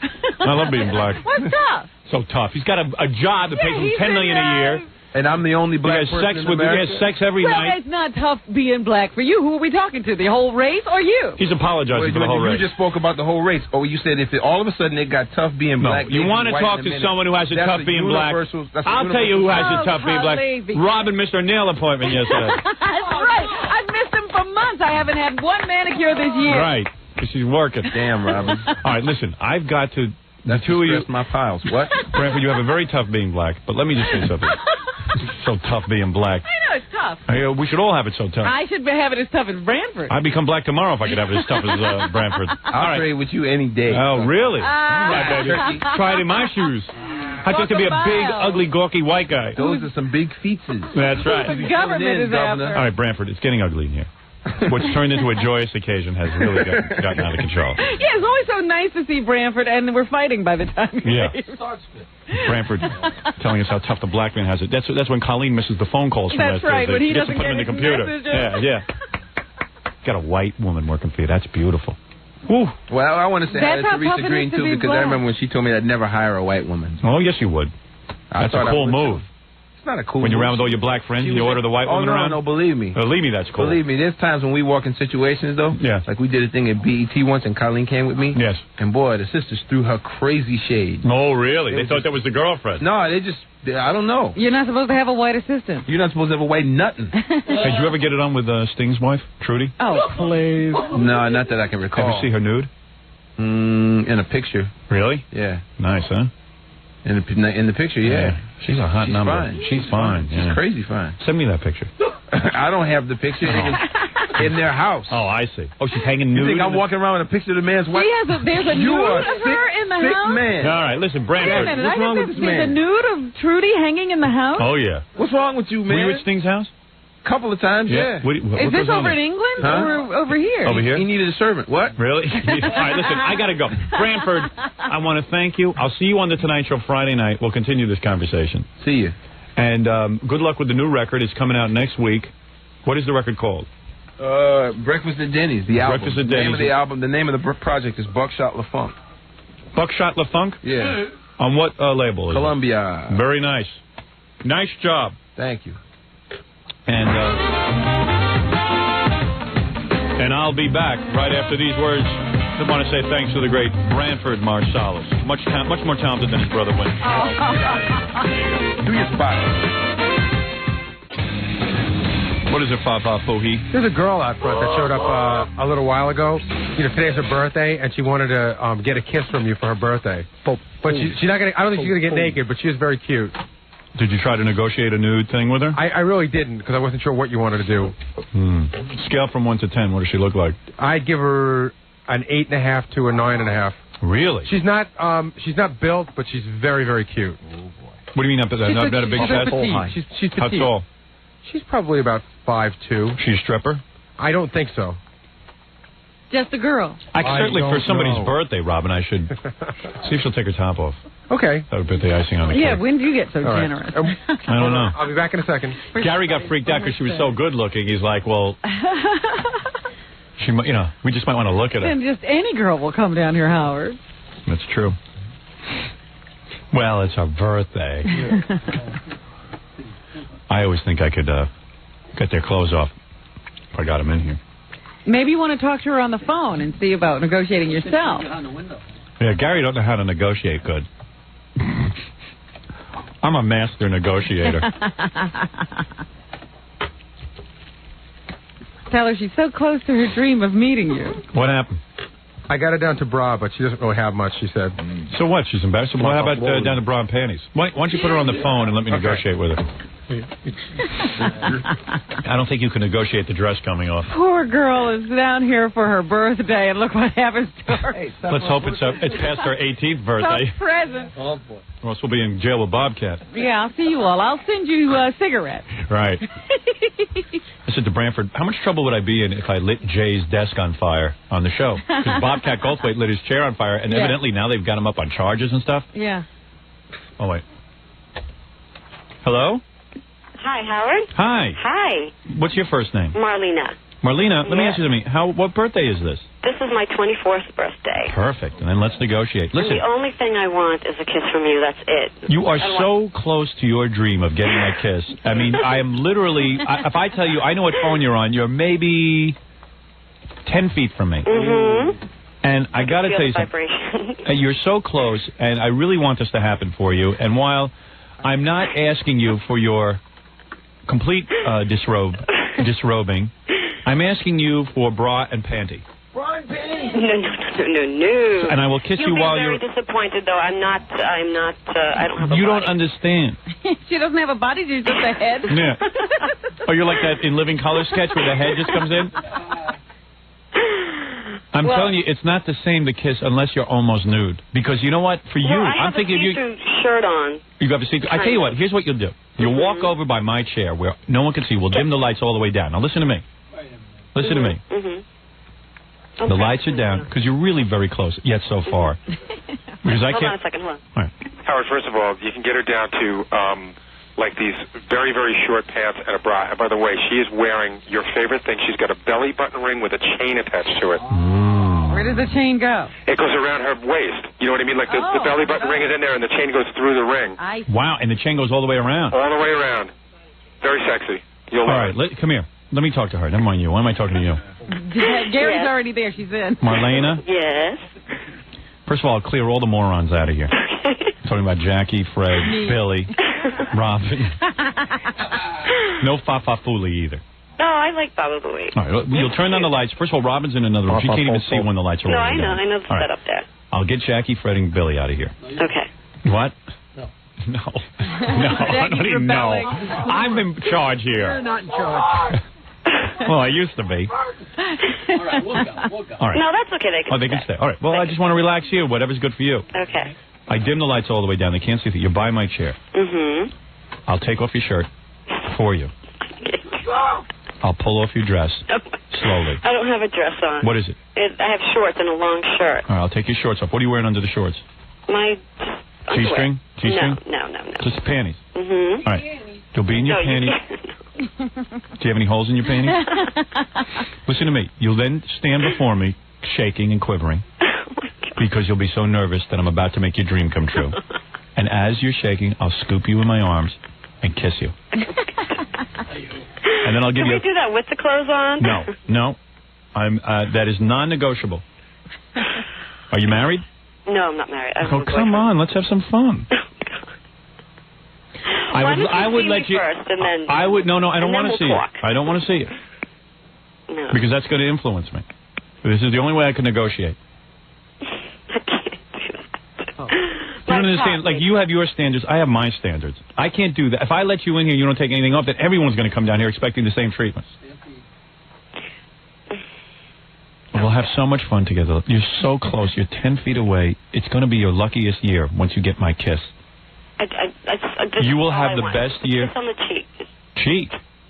Which cheek? Ass cheek? Kiss on the lips. That's all I want. I thought you said you weren't going to take your pants off. Now you're asking me to kiss your ass cheek. All right, I tell you what we'll do. You come in, we dim the lights all the way down. You'll see it'll be so dark in here you're going to think you're with your boyfriend. I take your shirt off, you're in your bra. No one can see. I slide your pants down. And then I kiss you. Okay? Let's do it already. Let's stop the nonsense. Let's stop the nonsense. I think the top is the only way I'll go. The top, and that's it. Hold on, let me put you on hold a second. I got to talk to my people. This is a dangerous precedent. Yo, you know exactly. You'll never get another naked girl through the door. Right. Again. But she's so good looking. Aren't you curious to see her? Yeah. All right, you know what? I got to stand tough. You'll be besieged, man. Okay, let me handle this. I understand what I have to do. Thank you. Put it right behind I understand what we have to do. I'm going to have to reject your birthday kiss because all I'm asking to do is take off your shirt. You're going to be in your bra. I'm just going to nudge your pants down a little bit. You don't have to take them all the way off. Nudge them down a little. What are you embarrassed about? What, you don't have such a great body? You can judge for yourself. So then what are you nervous about? You should be proud. How many times you get an exciting guy like me? What do you mean by nudging? Okay. They'll be down past your hips. You know. Okay. Okay. What happened? You didn't shave or something? Is that what you're... Wait, hold on. Right. She's giving me a hand level to where they're going to go, and I don't think that you would find that acceptable. Where's the hand? The hand is, I'd say, 4 inches below the navel. No. Tell her they got to... Like, I would say to the thigh. Somewhere above the knee. 6 inches below the navel. At least. 12. Is she having her period? Is that it? Ask her. No. She just... How do you know? Ask her. Are you experiencing your time of the month? No, she's not. Is it? Here, I'll put her back on. But I'm telling you, that level she should... Tell her 12 inches. You'll come in with a ruler. You'll hand me the ruler. I'll go 12 inches down on the pants. You hearing that? 12 inches from the navel. Let's see, hold on a second. Where's your belly button? So that's about right there, roughly. Everything. Right, the top would have to go to about there. She can keep her panties on. With your panties on. She's thinking about it. Here. It has to be this difficult with you, Howard. I'm sorry? Has to be this difficult with you? Yes. You got to earn your way in. Are you saying I'm not worth it? No, you are worth it, definitely. So come on in here. Let's have some fun. Let's have a good time. The lights will be down. No one will see. No one, and you just tell your boyfriend, like I tell my wife, it didn't happen. We were kidding. Oh, my. It's radio. It's radio. It's theater of the mind. Are you ready for Are you ready for fun? Do you want to live your life for the rest of your life? This was your birthday thinking dream, that on your 24th birthday you missed out on this? That you could have, you'll live the whole life, you're going to go, I should have done it with Howard. Tonight you're going to be laying in bed fantasizing, I should have done it, I should have done it, I could have had the best year of my life, I would have kicked it off with something different. You know what she's going to do? She's going to wait till she's 30, and then it won't be so pretty. Yeah, when I won't want to see it. Thanks, Robin. Let me see what's going on. Don't hide from me. Oh, boy. I won't, come on. Let's do it. You ready right now? I tell you what. I'll take a commercial break. Okay. We come back. Gary, give her a beer. Good idea. And after the commercial, everything will happen. Okay. You think about it. If you're not comfortable with it, then you leave. Okay.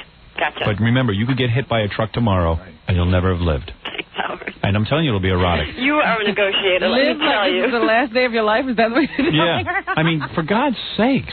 Gary just got the iced draft, so. He did just for an ice. Yeah, open it up for her and give her some. You need a beer. This ice I draft. will down this. All right, okay, down. And then we'll go to all right, let me take a commercial. All right. Let me end this negotiation, Rob. We have a lot of news to get to and you're things. still negotiating? Well, either she's in or she's out. Are you in or out? Okay, let's get the rules down. Your shirt's going to be off. You'll be in your bra. Mm-hmm. You'll pull your pants down 12 inches from your navel. I have a ruler in here. Okay. Then I'll stand up. I'll embrace you and kiss you. On your cheek Just or my wherever. pants down. With your pants down. Not my panties. Not your panties. Gary? I mean, it's not that big a deal. What is she asking? Okay. It's just, I didn't shave my legs, so. Gary's good. All of a sudden, she's like... What are you embarrassed about? Okay. Did you not shave? Is that it? My legs, yeah, I'm not that You didn't shave your legs? They're not that bad. They're not. She's what? She's got light hair. She has leg hair. Light hair. Oh, light hair. So you never see anyone. I'm not going to see anything. Okay. All right, come on in. I love it. Jackie, lower the lights. Gary, like, well, wait, don't lower him yet. Gary's her best friend. Oh, yeah, well, that's how you work it. That's how Gary and I work it. He becomes good cop, bad cop. Yeah, like Gary. Gary is going to get you in here with no clothes. Man, Gary will have you naked, upside down. All right, let me first look at you. Ooh, cute. You're cute. Oh, look at you. You're like a... Hello. What's with that hat? Can I take it off? Can we take it off? Yeah, lose your hat. You don't like the hat? No, makes her look like a rat. Get rid of that. It's like Oliver Twist. She is cute. God, I would have loved to have had you in high school. You're 24? I'm nothing. I have... What do you mean you're nothing? You're not... We didn't work this hard to have you come in here and say you're nothing. Why talk yourself down? All right, you nervous? A little bit, yeah. What are you wearing? That's some getup. What are you wearing there? It's a hot pants. Hot pants and a belt. Ooh. All right. Dim the lights. Did you get your belly button pierced for Howard? No. I All right, lower them all the way. Lower them so she's really not uptight. Oh, jeez. Can you see anything else? Where are you, Robin? Oh, even more. Who's it? Yeah, that's good. Oh, now I can't see anything, so you got to put them up a little. Oh, she likes it like that. Okay, good. That's her comfort level. So nice. Now come over here. Kiss me. Come over here. Wait, take the headphones kissing Jackie. I just kissed Jackie. It was so dark. I just kissed Jackie. Happy birthday. You got his pants off. That was great. Now, don't kiss yet. You don't get your birthday kiss yet. What did you say? So cute. I am cute? Oh, she's really? freaking out. I'm not even wearing my shades. Mamma mia. Really? Are you? Here, step over God, here. I feel so embarrassed. Are you really getting hot? Oh my! You're just really cute. I am? Why does my wife ignore me? Ask her. I don't know. Why am I so horny? Yeah, What is it? Wouldn't. Really? You like my ring? Yeah, I really dig that. She has a belly button ring and a thing going through it. Ring. That is so cute. You're very cute, too. Thanks. All right, listen, I don't want you to be uptight about this. This is your birthday. You're doing something wild. Mm-hmm. All right. Very well. Would you like me to help you off with this top? Please, forgive me. Oh, your mother. Is Where's she listening? Is she dead? Sicilian. No, she's Sicilian. Sicilian? Your father isn't Sicilian, is he? He's Sicilian also. Oh, yeah. You want to call home before she does? Let me talk to your dad. Are you connected or anything? We might be. Oh, seriously? I'm researching that. Oh, really? Bonanno is my last name. What is that? Bonanno. Banana. Banana. Whoa. I'm leaving you, Howard. Maybe you ought to keep your clothes on. Can I just have a good... No, wait a second. You want me to take your shirt off? I don't care about it. I want to do it. Just my shirt? Yeah. You want me to do it? I can. It'll turn you on. Just this? No, I want to see your bra. Bra? You said you'd take that shirt off. Done. Come on. Let me see. You don't have a small chest. No, that is cute. You've got some body. You think so? Just get the I'm shirt still off. working Get on the shirt off. What? Come on. You know you want to take it off anyway. This is your birthday. Okay. You are wild. You ought to become a stripper. What does she do? What do you do? What kind of work? I'm in wholesale. Oh, you are? Me taking too. some dance lessons. So. I take dance lessons and I'm in wholesale. We have a lot in common. I'll tell you right All now. right. All right, go ahead. Let me see. All right, come here. I got to measure 12 inches. Hold this. No, okay. Come over here. It's going to turn you on. You know it. You know you want it. No, I'm already turned on enough. No, you're not. I am. Yes, you are. I really. Come on, let me do it. Believe me. You ready? No, that's... Come on, we negotiated. What's happening over there? You're not going to get your kiss. Sometimes negotiations don't always work. Yes, they do. The only thing I could say is, what you're going to show Howard, which isn't much, is probably, do you wear a bikini to the beach? Exactly. You're wearing a bikini. What's the difference? Do you wear a bikini to the beach? I wear one piece. Wait a second. Your friend is on the phone. She wants to convince you. A friend? She has a friend here? Yeah. And Gary. Who's this? She can hear it. Who is this? Hi. Hello? Yeah, you know this girl? Oh, very well. Oh, my God. Is this I work with Marlena. I came into this morning. You weren't here. And I heard you were there, and I'm calling because I think you should take it all off. It's like wearing a bathing suit. You should be naked. Marlena, take it all off. You're a hot little number. She sure is. She's so hot, isn't she? Yeah, and I can that really... little belly button. Oh, it's really cute. It's beyond cute. You should see this girl. She's hot. How come you came down here yourself and everything? I mean, like, I this live was... 2 blocks away. It's my birthday. That's the type I of woke person up. she is. How long have you been working up to this? I told, what's his name? Gary, just yesterday afternoon I was thinking about it. I wasn't going to do it. Go for it. It's like wearing a bathing I wasn't suit. going to do it, and then I said, I felt myself walking towards this way, and I said, I got to do it. You ever do lesbianism or anything? Nothing. Nothing? No. So you came up here on impulse. Ever sleep with a guy? I did. Ever sleep with a guy? Yeah. No. You don't want... No? Okay. She didn't want to reveal that. No. All right. Hey, thanks, friend. You're absolutely right. Thanks, Dory. Well, Marlena, my pleasure. I think that you should just take it all off. You're right. Because she's a hot little number, and she loves you. She does. All right. Who cares? All right. Listen. Come on. Oh, boy. I'll measure. It's got to be 12 inches exactly. Then you get your kiss. You are really horny for me, huh? Boy, I can't believe girls are horny for me like this.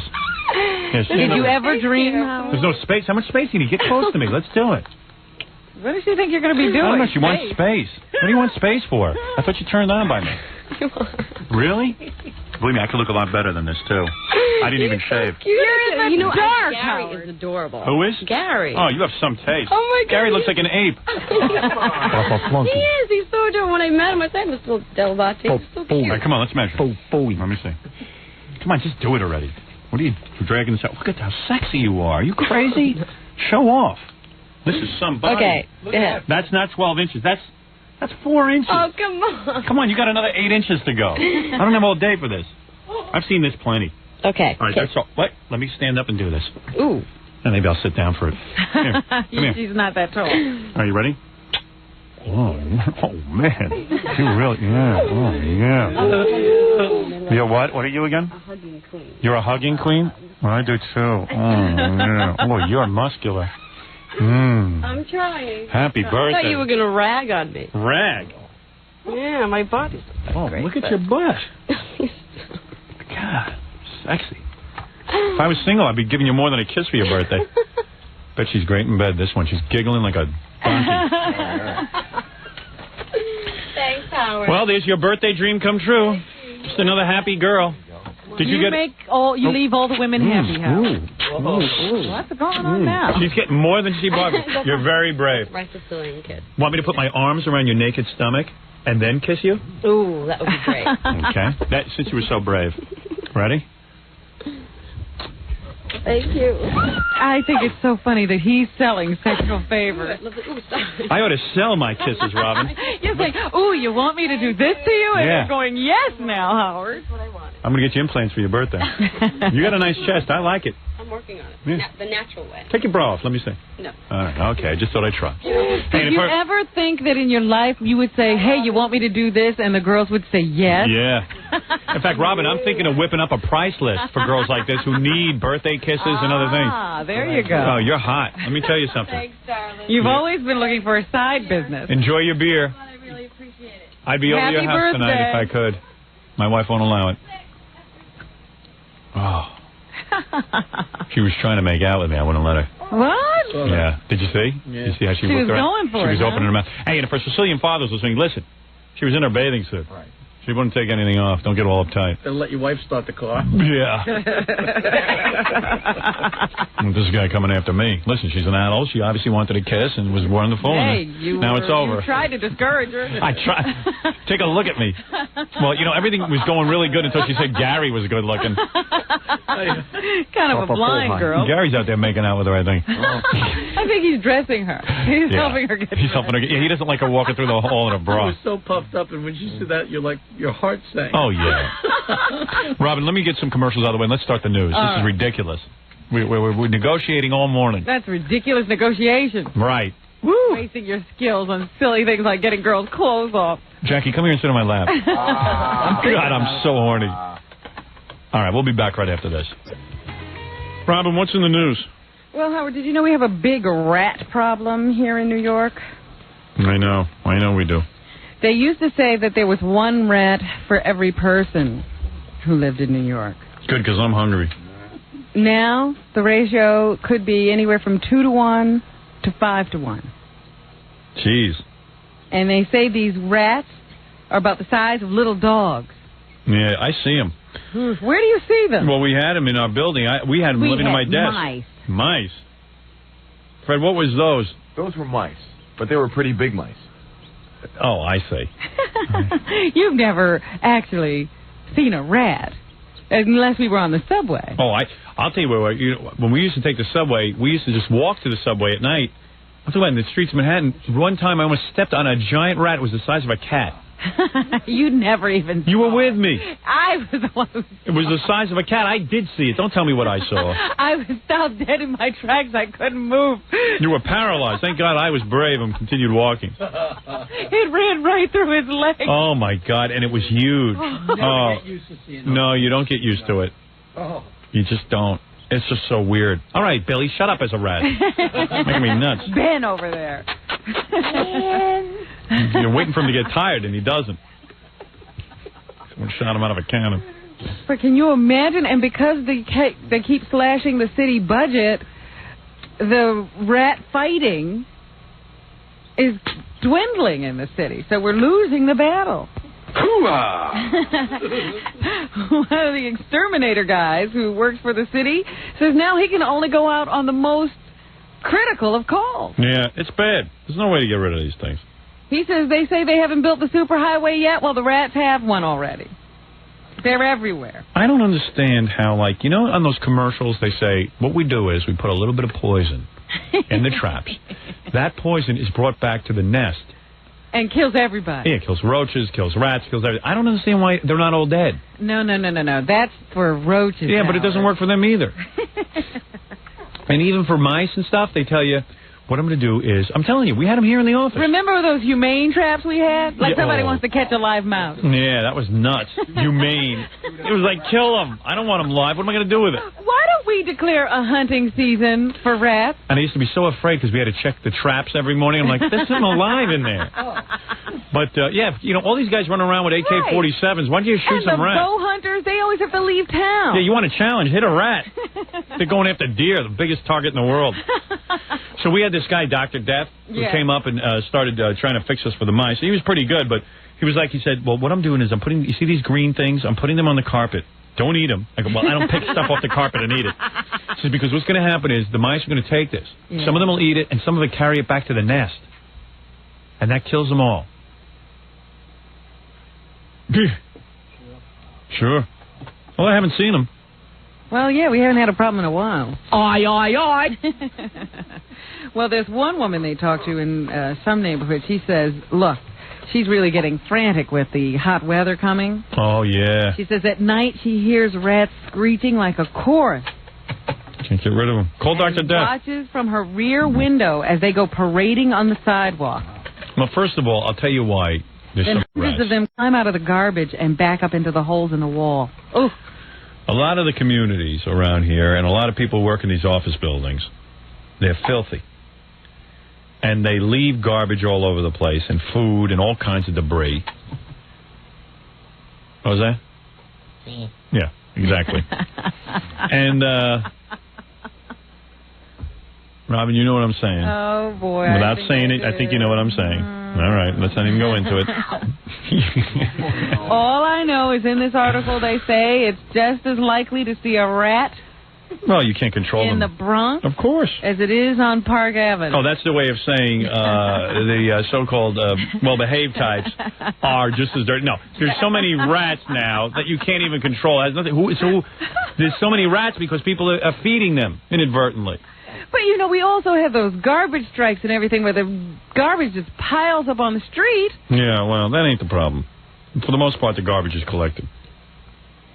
You know the problem. People urinating in their hallways.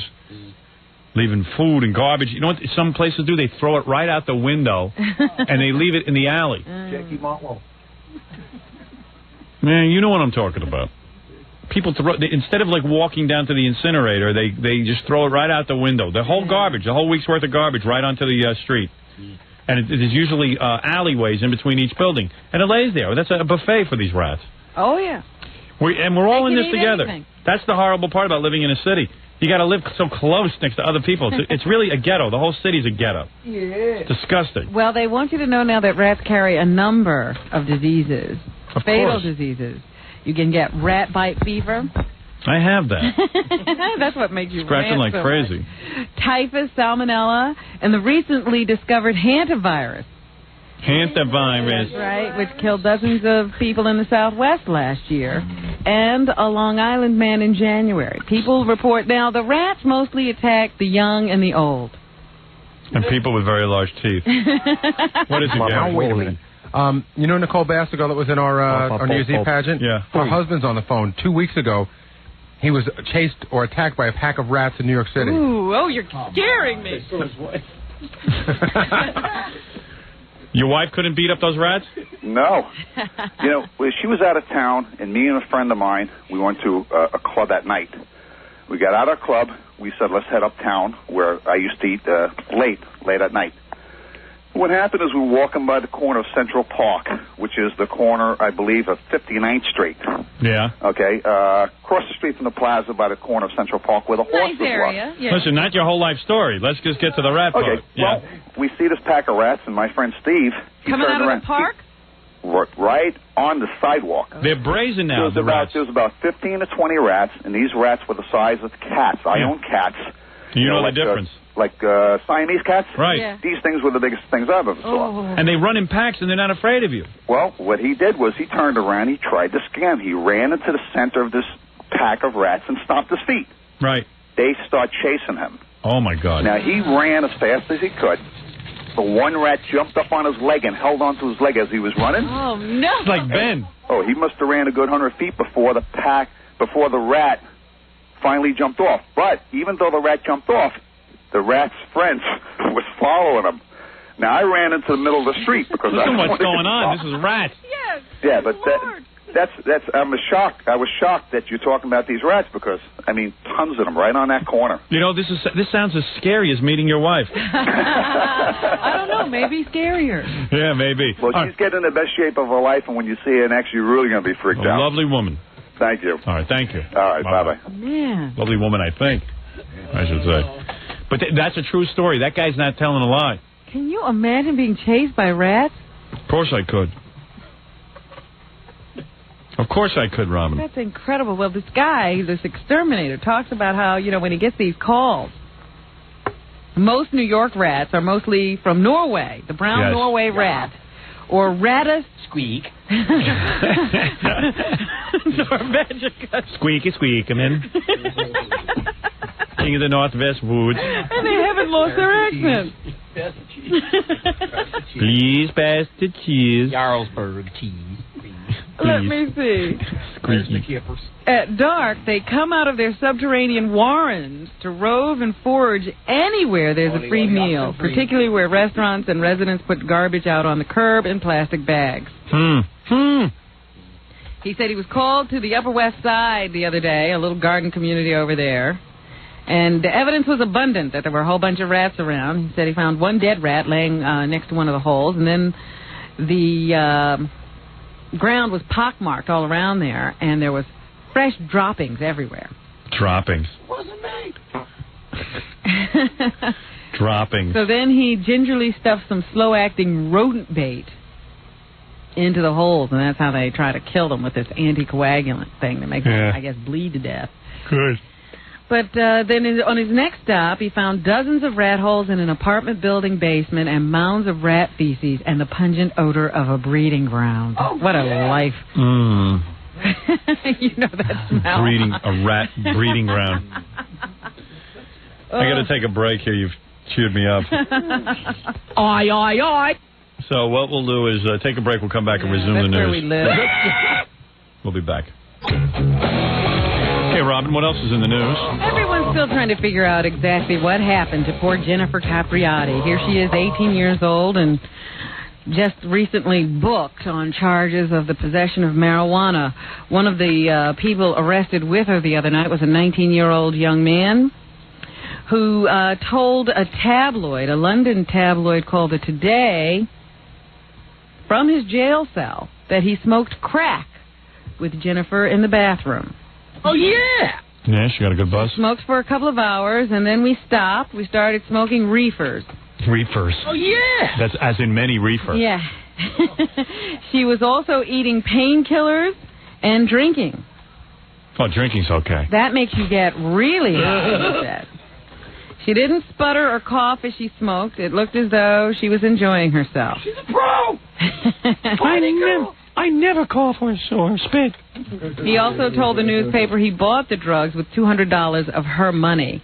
Jennifer, after the school year ended, moved out of her parents' home into a place of her own and was arrested at a hotel room the other night, registered in her name, when there was a report of a 17-year-old runaway given to police. They found the runaway with this 19-year-old guy bringing back heroin and crack to Jennifer's room. According to all the newspapers, and I guess this is a long story, that her father was like one of these tennis, frustrated dudes who like just drove his daughter day and night. Well, apparently at birth he proclaimed that she was the next great tennis champion. Yeah, so with that kind of pressure. Before she could sit without toppling, he was propping her on a pillow and pulling her up and down in order to stimulate sit-ups. When she was barely a month old, he threw her into a swimming pool, figuring if she didn't sink, she would surely swim. Yeah. He actually was coached in tennis by Chris Everett's father, beginning at the age of 4.5, I think. It's unbelievable, like how these parents... I've seen it like with showbiz kids. For the most part, it's usually the parents who have this real hard-on to be celebrities. And they're so desperate to be celebrities that now they're depending on their kids to become famous because it's obvious they're not going to be. And they push and push and push these kids to auditions, no matter how much rejection they get. Someone had said that the best advice for Jennifer Capriotti's parents would have been, hey, mellow out. You know what? Tell the kid that she can retire from tennis right now. If she never wants to play again, it's okay. Yeah, when you start seeing your kid, getting picked up for shoplifting... I see she's got a nose ring. Well, this was just in the last year. She's been pro since she was 14 years old. And in 1991, I think it was, she had made so much money, she made Forbes' top 40 richest athletes. Really? List. Yeah. Wow, she bought a lot of crack with that. If you're going to be a crack addict, at least have some money. She really started to show that she was rebelling when she started painting her nails black and painted the walls of her room in the family home, which she bought, black. Cool. That's the way to get them back. But, it's kind of like you say, well, hey, the parents were smart in a way because look at her now. She's set up for the rest of her life. But you know what? That's so much pressure to put on a kid when you're sitting there and your hopes and dreams are pinned into this one kid and you have the kid doing sit-ups at birth. I mean... That's kind of whack. Yeah. So at some point, someone, I guess, had said, why don't you just offer her the choice? If she wants to play tennis, fine. You want to take a month off? Fine. You're a kid. Go be a kid. Go have fun. That probably would have made a big difference to the kid. She finally, I guess, really started to lash out at her father. They give reports of her screaming at him on the sidelines after tennis matches when she'd lose. Yeah. She's really feeling the pressure, apparently. Yeah, it's like, But they had also increased the age at which you could turn pro after Tracy Austin and Andrea Jaeger both suffered terribly. They had this terrible burnout in their late teens after starting to play pro so early. Yeah. And this guy, Capriotti's father, actually forced the tennis association to take her at 14, saying, that was them, my daughter's different, she can handle it fine. Yeah. Yeah, I'm her dad. I can handle it, she can handle it. Yeah. But meanwhile, Dad has never distinguished himself. He's going to let his daughter do it for the family. Jackie had that kind of pressure. Didn't you tell me at a young age your parents said you would be the next great alcoholic? And they started him at an early age. Yeah. Gin in my baby bottle. Right. Boy Scouts, you got the first merit badge for making Bloody Marys. And from there, it went on and on and on. That's one anyway. Even Fred relates. At an early age, Fred suffered burnout. Yeah? Oh, yes. From? Doing nothing. Yeah. But he was great at it. He's back into his best form. He was one of the best. His parents said, why don't you go do something so the pressure will be off? Well, she spent Tuesday with her parents, who flew from Tampa up to Boca Raton where she was to be with her. And her agent now says that the family thinks that everything's okay. Yeah. They're very happy just to have her not harmed. Right. And now they can begin to deal with this problem. Yeah, like they dealt with the tennis problem. Sure, I'm sure these are the people to solve her problem. You will get better. Why, Jen? Why are you doing this, Don? Jen? Maybe I pushed you too hard. Baby. Because of you. Yeah. Oh, Daddy. Now you're in trouble with the law. I know. You've been picked up for crack. Because of you. And what a date she was on. She buys the crack. Finally gets a they're boyfriend. driving her car. Right. She has to give the money for the drugs. She looks cute with that nose ring. I always thought Jenny Capriotti was kind of cute, except for, the little pudgy baby fat. Yeah, the baby fat. But the crack will get that off her. Burn right off. Yeah, burn right off. Right off. After she doesn't eat for 3 or 4 days. I'll tell you, I'd rather have my daughter on crack than have her paint her nails black. That's a bad sign. Did you paint your nails black? That's a sure sign she's doing crack. Yeah. Let me tell you, it's you. Well, what did I do? I just wanted you to be the world's greatest tennis player since you were born. Because you're a jerk, hell, Dad. And now you have more money than God. I made you famous. I made you what you are. I made you do sit-ups when you were 1 week old. Now you're sitting there weeping? I'm asking for your help, you dope. Excuse me, where's the pipe and the matches? Where's my crack pipe? Well, you never know. It's a tough call. Maybe this was the most important time of her life to be in tennis. Maybe she would have never been this good later on. Right. Yeah, how can you make a call like that? You can't. You can't make the call, Robin. My little girl. I only wanted the best. I only wanted the best. Sacrificed everything for you. You. So we could have a champion. So the weak. So the Capriotti name would be known. Name, and I could define myself through you. Now everybody's looking at you. And laughing. Dad, they're laughing at you too, not just me. What do you mean? They're blaming you. Tennis sucks. Life sucks. My family sucks. Sports suck. Crack is good. And Fafafui is cute. Uh-oh. She's really in bad shape. Yeah. You better get that nose ring out. Flunky. Now, I see here, they got the picture of her with a nose ring. Yeah, I saw that. That's bad. That's a bad sign. Black nails and nose ring. Yeah. Get your daughter to rehab. Yeah, Satan's on his way. Yeah, right. Take her to rehab before she starts. And get the nail polish off before she goes before the judge. Do you believe in Satan, Miss Capriotti? Hi, who are you? Jennifer.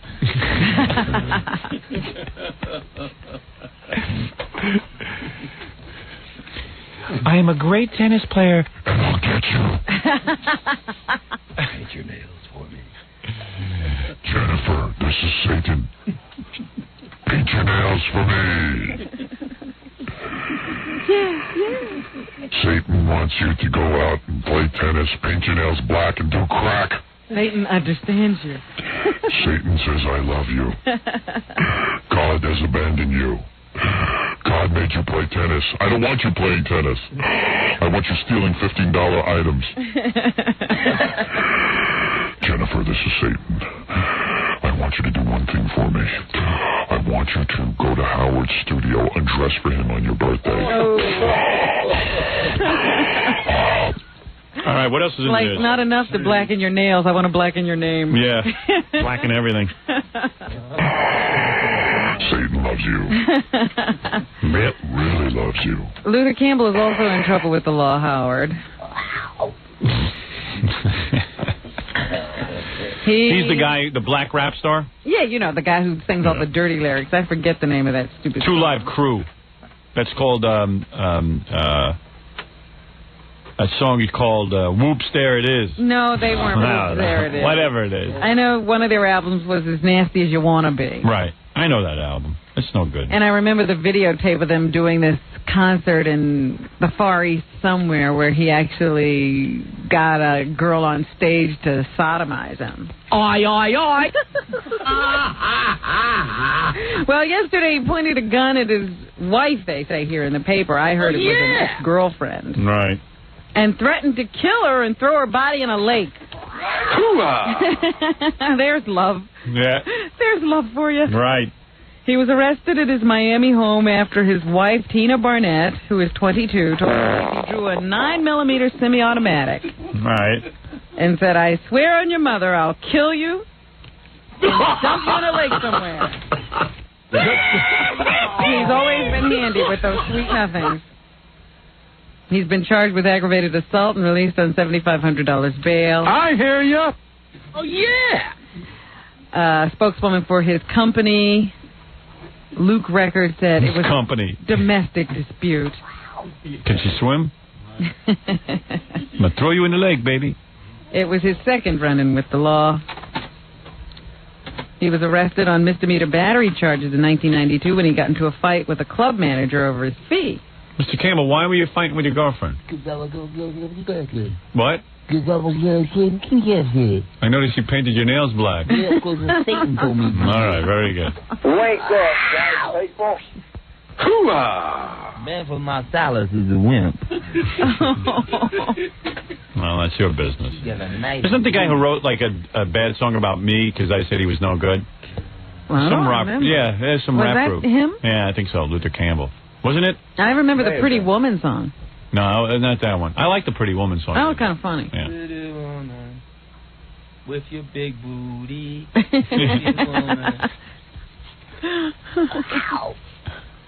Where's that Pretty Woman song? That was good. Pretty wild. Yeah. I don't know if we have it in the studio. Right. That's a shame. I think we have it here at the station. Somewhere. This is a Whitey station. Wardell Lazard, the black man who ran the big brokerage firm, the first black brokerage firm on Wall Street, who was found in a hotel room What are you last saying? week. A black brokerage firm? There are several of them. Never heard of that. Crazy. There are several. You just don't know it. Black brokerage firm. It was Wall Street's biggest black-owned money management firm. Biggest black. Well, a coroner now says, he was found in a hotel room in Pennsylvania, dead by the maid. And there was that empty bottle of vodka and some white powder on a little black tray with a license plate or a driver's license next to it. So Jennifer Capriotti rules. Well, the toxicology tests are back, and they show that he ingested cocaine and had a blood alcohol level of 0.32. All right. Every time you do this story and you say black brokerage or money management. Well, it just says, you never hear about stuff. That's like saying like the Chinese Miss America. You know what I mean? You never hear it. You never hear it. Maybe it exists, but you don't hear about it. It doesn't ring right. No. Oh, you don't have any problems. You're not prejudiced. I'm not at all. I love all people. I know. Except for the Chinese Miss America. Did you hear that? A blood alcohol of 0.32. I don't know how he got the cocaine up his nose with an alcohol level that high. All the time. That's unbelievable. Even Jackie can't do that. The coroner said it's clear to me that he died of a combined alcohol and cocaine poisoning situation. Imagine he's your financial advisor. He was running a big company. Everything was fine. Hello, Stuttering John. I want you to buy some stock today. And you're going to make a fortune. The tests of the small amount of cocaine found on the tray show that it was also of very high purity, so he probably didn't realize just what good quality cocaine he was snorting there. Sell low, 83% pure. Or the other way around. They damn sell low or buy high? Is it so low or I'm so high? Let me have another drink and ponder this. Hello, Stuttering John. I want you to buy, then I want you to sell, and then I want you to drink, then I want you to snort, and then I want you to die. And then jump off a bridge. The door to his room had been chained on the inside, and he was all alone, so... Do not disturb. There is no evidence of foul play. I got some serious drinking to do. Serious drinking. I'm going to get high. You certainly are with a 3.2. I'm too high. I'm too high, I'm too high, I'm too high. Stevie Wonder, 1982, talking about it. Thank you. Good night. Got papers and everything. My God, a mini bar. I is successful. Success keeps tantalizing me. They don't trust me with that mini bar. One day give me a giant bar. I bet you a white brokerage firm get a giant bar. That damn mini bar. I'm out of narcotics. Where the rat poison? I want a full bar, wet bar. Where my wet bar? Yeah. Where my wet bar at? You guys are terrible. Where'd you jumping in? That was evil. Evil Robin. You're not harmless. You're not harmless. Jump in. Jackie Onassis spent her second night in the hospital. So many great Jackies on the planet. She had been admitted to the hospital a couple of days ago, and they said she was probably going to be released yesterday, but there was a decision made later in the day that she should stay another night. She's going to stay? She stayed another night last night. They thought she might get out. Stay. There have been no comments on her condition. Yeah, it's great. She's riddled with cancer. No comments on her condition. She's going to be dead in a couple of days. Bye. Bye. You have no heart. Die. Speaking of cancer... Mother Rose called in. She said, I can't believe what a sickly wench that Jackie is. What's wrong with her? Yeah, How old is she? Hey, come on. I didn't go in a wheelchair until I was 90. I always told Jack she was frail. Right. Maybe she's not from good stock. A new study shows that if you maintain a decent weight in your 30s, you're less likely to get breast cancer. No, poor Billy. Billy, better take that bra off. Stop jogging.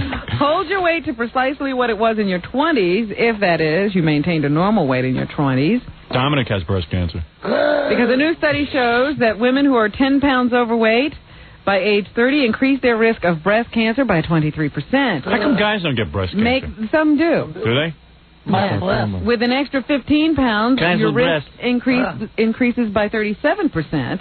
And with 20 added pounds, make that 52%. It's no big deal for a guy to get breast cancer because he doesn't care if he gets his breast removed. Oh, but it could kill him. Nah. The most important decade for women to lose the extra weight is during their 20s. Are you saying one of the experts? You're saying men should also do self-breast exams? Oh, yeah. Jackie. Absolutely. Would you do one now? Jackie, put your arm up. I'll squeeze your chest. Oh, come over. Feels nice.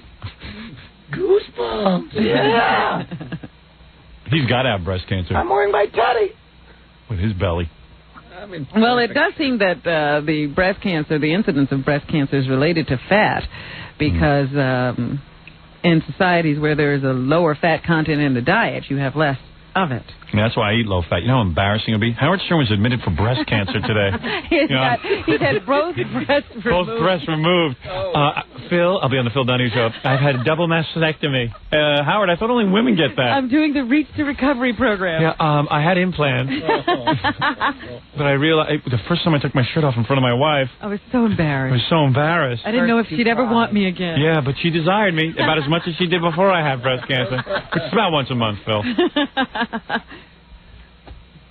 Another study shows that if you eat cabbage, you reduce your incidence of breast cancer. Women who eat cabbage have less colon and breast cancer. Oh, God forbid than you women who don't. Colon cancer, Robin. That's your sexiest part. I don't want you getting that. Probably a quarter of a head a day. You wouldn't have any enough. boyfriends. Stop it. A quarter of a head of cabbage a day? Yeah. To keep the colon cancer away? Yeah. I'd rather have colon cancer than eat cabbage. Like, how do you make that appetizing? Yeah. Cabbage. Yeah. No wonder everyone has colon cancer. Who wants to eat cabbage? Limerick Nelson, the young man who was acquitted in the killing of Yankel Rosenbaum, the young yeshiva student who was killed by a mob rioting in Crown Heights a couple of years ago. Well, he has now been indicted in a suburb of Atlanta, where he moved after his trial. I'd rather eat a colon. A grand jury. What? I'm still thinking about cabbage. Oh, geez. That's why the Irish drink. To get the cabbage down? You're not kidding. I hear you. A DeKalb County grand jury charged Nelson with aggravated assault in a January 11th attack on a Shamrock High School student. He's also charged with carrying a concealed weapon. Yeah, our great Attorney General still hasn't gotten herself involved in the case. I thought she had called for an investigation that might lead to civil rights charges out there. So what happened to it? I don't know. How long does it take to decide? The FCC makes quicker decisions. I mean, they can figure out to find me inside of 2 days after I say something. Janet Reno can't figure out what's going on there. That kid was killed by a mob. They got the guy, they got the knife, they got the kid who did it, and they let him go because it's our juries here in New York let anybody go who's of slightly of color. Any pigmentation? Any pigmentation? If you got a tan, you get off. That's why I sun myself every day in case I get in trouble. Rosenbaum's brother, who was contacted in Australia, says his first reaction was this guy has the same MO with everything he does. He and that knife. Yep. Helen Keller, Stevie Wonder, and God knows who else would convict this guy, but no one can figure out to convict him here in New York. This character. It's an outrage. It's an outrage. We no longer have justice in this country. Oops. Oh, maybe we've never had justice in this country. Come on, Robin. It's just a continuation. Well, the wrong people are not getting their justice. I hear you. Between the lines. Go ahead, Robin. Hillary Clinton and the president keep their finances separate, according to financial disclosure statements that were released yesterday. Well, so would you if your husband was running around on you. A lot more money than he does. Well, what do you make of that? I don't know. Papers released yesterday show that the assets in the president's blind trust are valued at between $15,000 and $50,000, while the first lady is worth between $500,000 to $1 million. Maybe that's because of all his sex suits against him. If he loses, that way he'll be broke. Yeah. But he's got to be nervous because she's going to get fed up with him at some point. Well, she was a very successful lawyer and had a private practice, and he's always been in public office. I suppose that explains a lot of it. Mm-hmm. Rod ham. Rod ham. Want some of my rod ham, Robin? Rod ham. You enjoy some rod ham. No, not lately. I haven't. Maybe you need a little. You won't get colon cancer. Yeah. Eat cabbage. Eat some cabbage. I'll give you some rod ham. Another U.S. teen who was charged in that vandalism incident over in Singapore that resulted in the caning of Michael Fay has escaped the lash, Howard. No kidding. Yes. Yeah. His friends refused to testify against him. I hear you. So he received a simple fine and was not subjected to caning. Michael Fay was seen by his mother, Randy Chan, for the first time since he was caned yesterday, and she says her son is okay. And counting the days until his release, he could be released as early as June 21st if he gets some time off for good behavior. She said that he says his wounds are being treated. She was not able to see them. I thought in Singapore they just cane you anyway, whether your friends testify against you or not. Apparently they have some kind of a court system over there. Because wasn't everyone screaming, oh, the kid's innocent, the kid's innocent? He wasn't innocent, he was guilty. How do you know? Because he was. Oh. Did you see those two women on Hard Copy yesterday who were talking about going over to South Korea? Yeah. Because they were supposed to do some movie and then they found out that it was porno? Yeah, that was great. I'm like, hey, wait a second. Whenever someone tells you to go to South Korea to do movies... Who's shooting movies in South Korea? Yeah, Steven Spielchink. Who's over there in Korea? Name one movie that came out of Korea that you saw. They thought they'd gotten their big break. Oliver Rice is over there filming. George Ruckus. Ruckus?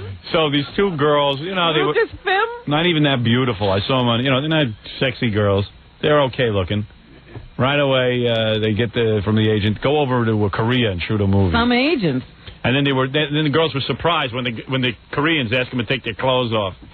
Oh, for goodness sake! But when you see show business going to Korea making a movie, last girl went to Korea to make a movie.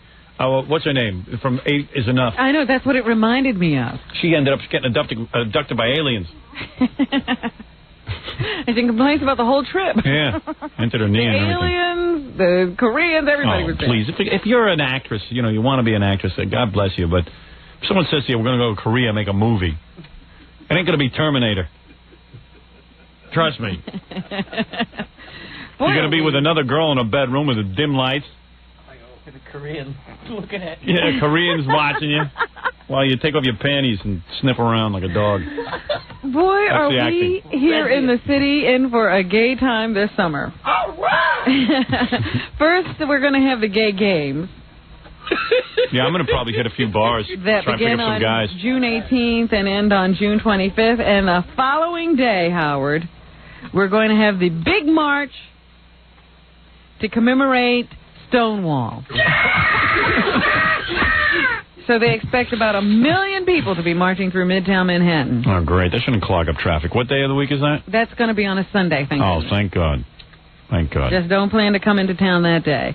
The people who are organizing this march would like to march outside the United Nations because they want to present a demand to that body to have sexual orientation be included in the organization's Universal Declaration of Human Rights. I hope they bring their rod ham. I'm going to go down to a bar and pick up some guys. I'm sick of not participating in the gay lifestyle. It's finally, they've convinced you that Yep. it's something you should do. Come on, man. Let's go back to your place. All right.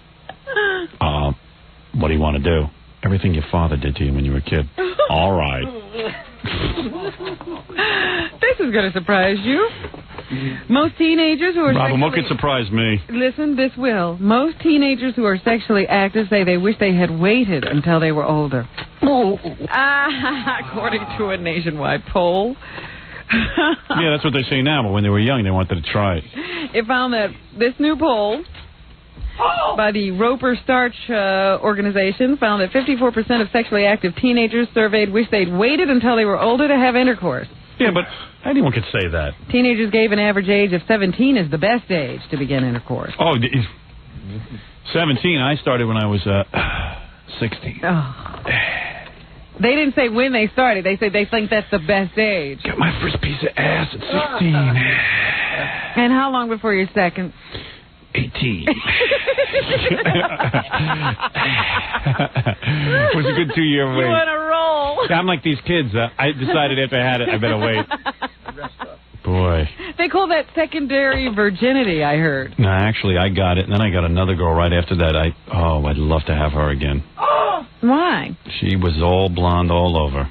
17, not a smell to her. I was there. I was all over her. What is the smell you keep talking A lot of you bros get to reeking by the time you're... not you, Robin, but some other one. Not my beautiful wife, but... Oh, well, who else have you been with? It's from all your leggings. Things heat up in there. Leggings and Gilligan's Island shoes. Nah, that's right. It's a petri dish. Look at Mr. Toenail over there talking about a petri dish. Yeah, but he smells like a princess. Smells like mold. What are you talking about? Anything else, A Robin? lot of these kids say that they aren't sexually active, which was surprising. They said it looks like they must have looked like number of young kids having sex is going down. And they also say that they seem to be more concerned about AIDS and report using condoms more often. Yeah. Yeah. Condoms. Yeah, condoms. Yeah. Disease. Yeah. Yeah, sure. Yeah. You can't get any disease, right, man? Yeah. Right. You don't believe in that stuff. I hear you. Tom Arnold is discovering the power of Roseanne when CBS decided to announce its new lineup for the fall season. Guess whose name wasn't on it? Wow. Tom. No kidding. Well, do you think that would have happened anyway? Probably, but I'm sure they had no trouble now with the decision. Since he and Roseanne are on the marital skids. Hey now. Unfortunately, all of you Evening Shade fans will be sorry to hear Nita was Burt Reynolds' name. That was a great show. I know you liked it. That was all right. I watch Star Trek, quite frankly. Mondays at... Is that when Star Trek comes on? Yeah, 8 o'clock. Then after that is Deep Space Nine.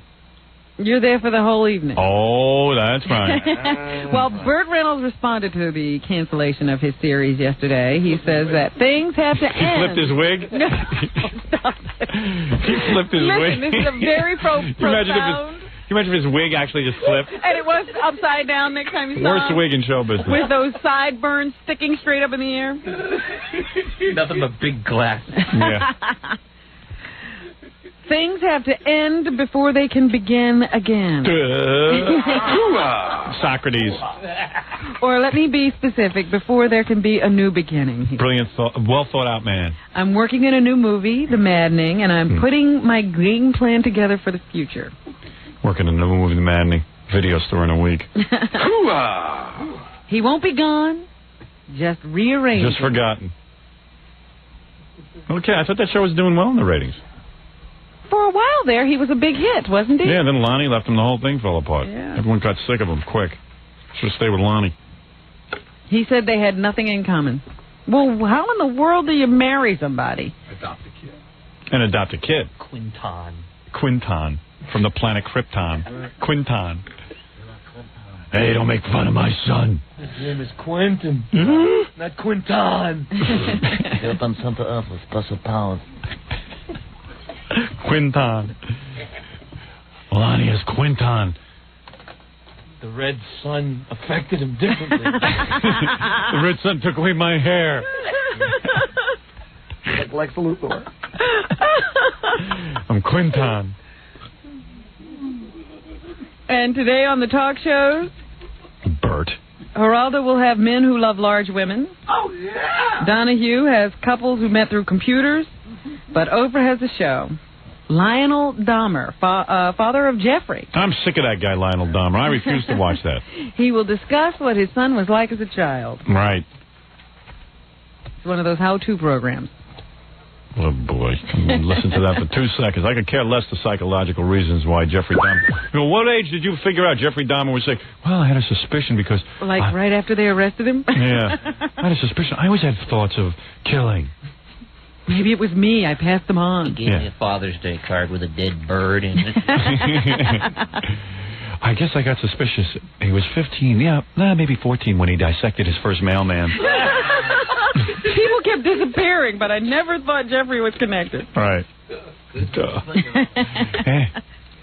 Every Negro in the neighborhood was gone, and I don't know. No one just pinned it on him, I guess. People didn't complain. No one complained that the Negroes were disappearing. Then some Spanish guys just went away, and all the homosexuals. Then 3 nips disappeared, and no one cared. That's it. And I always say you have to have an ending before a beginning. And then that friggin' Burt Reynolds.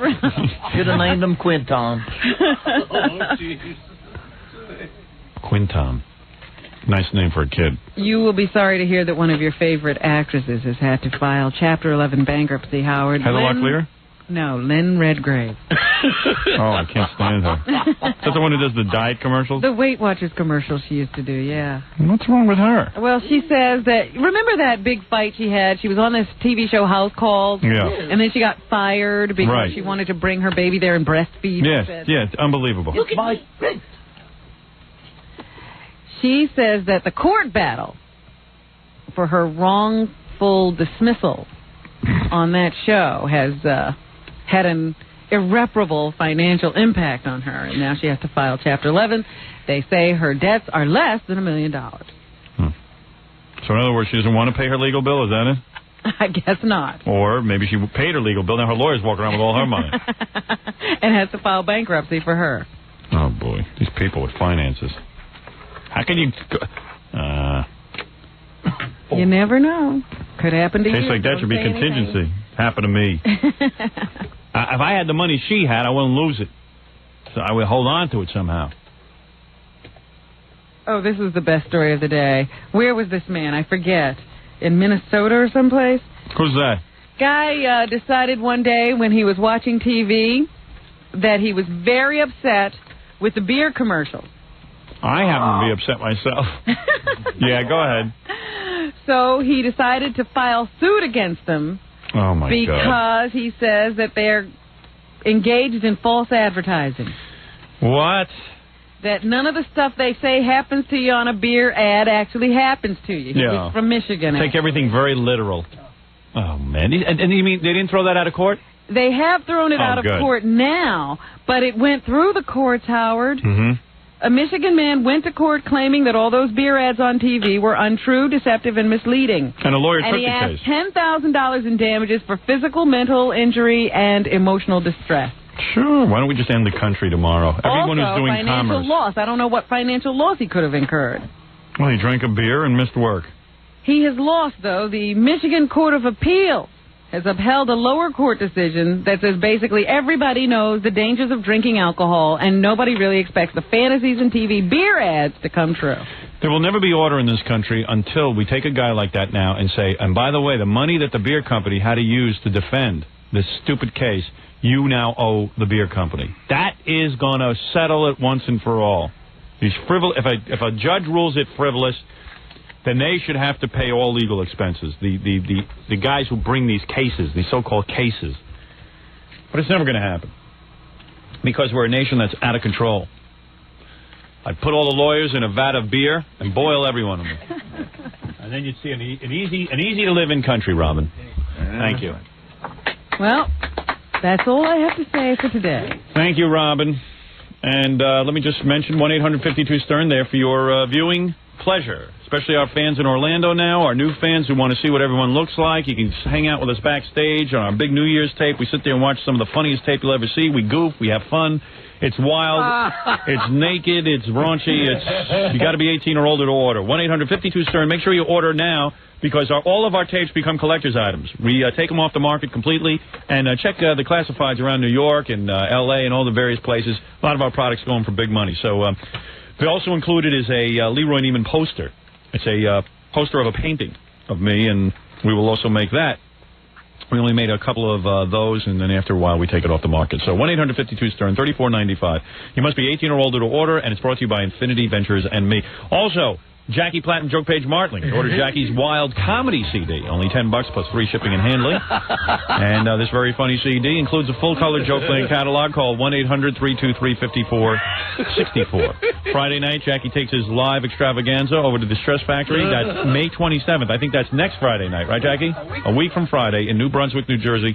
For dirty jokes and info, call 516-922-WINE. Thank you, Jackie. Boy Gary this Saturday night at the Club Chit Chat in Buffalo, New York.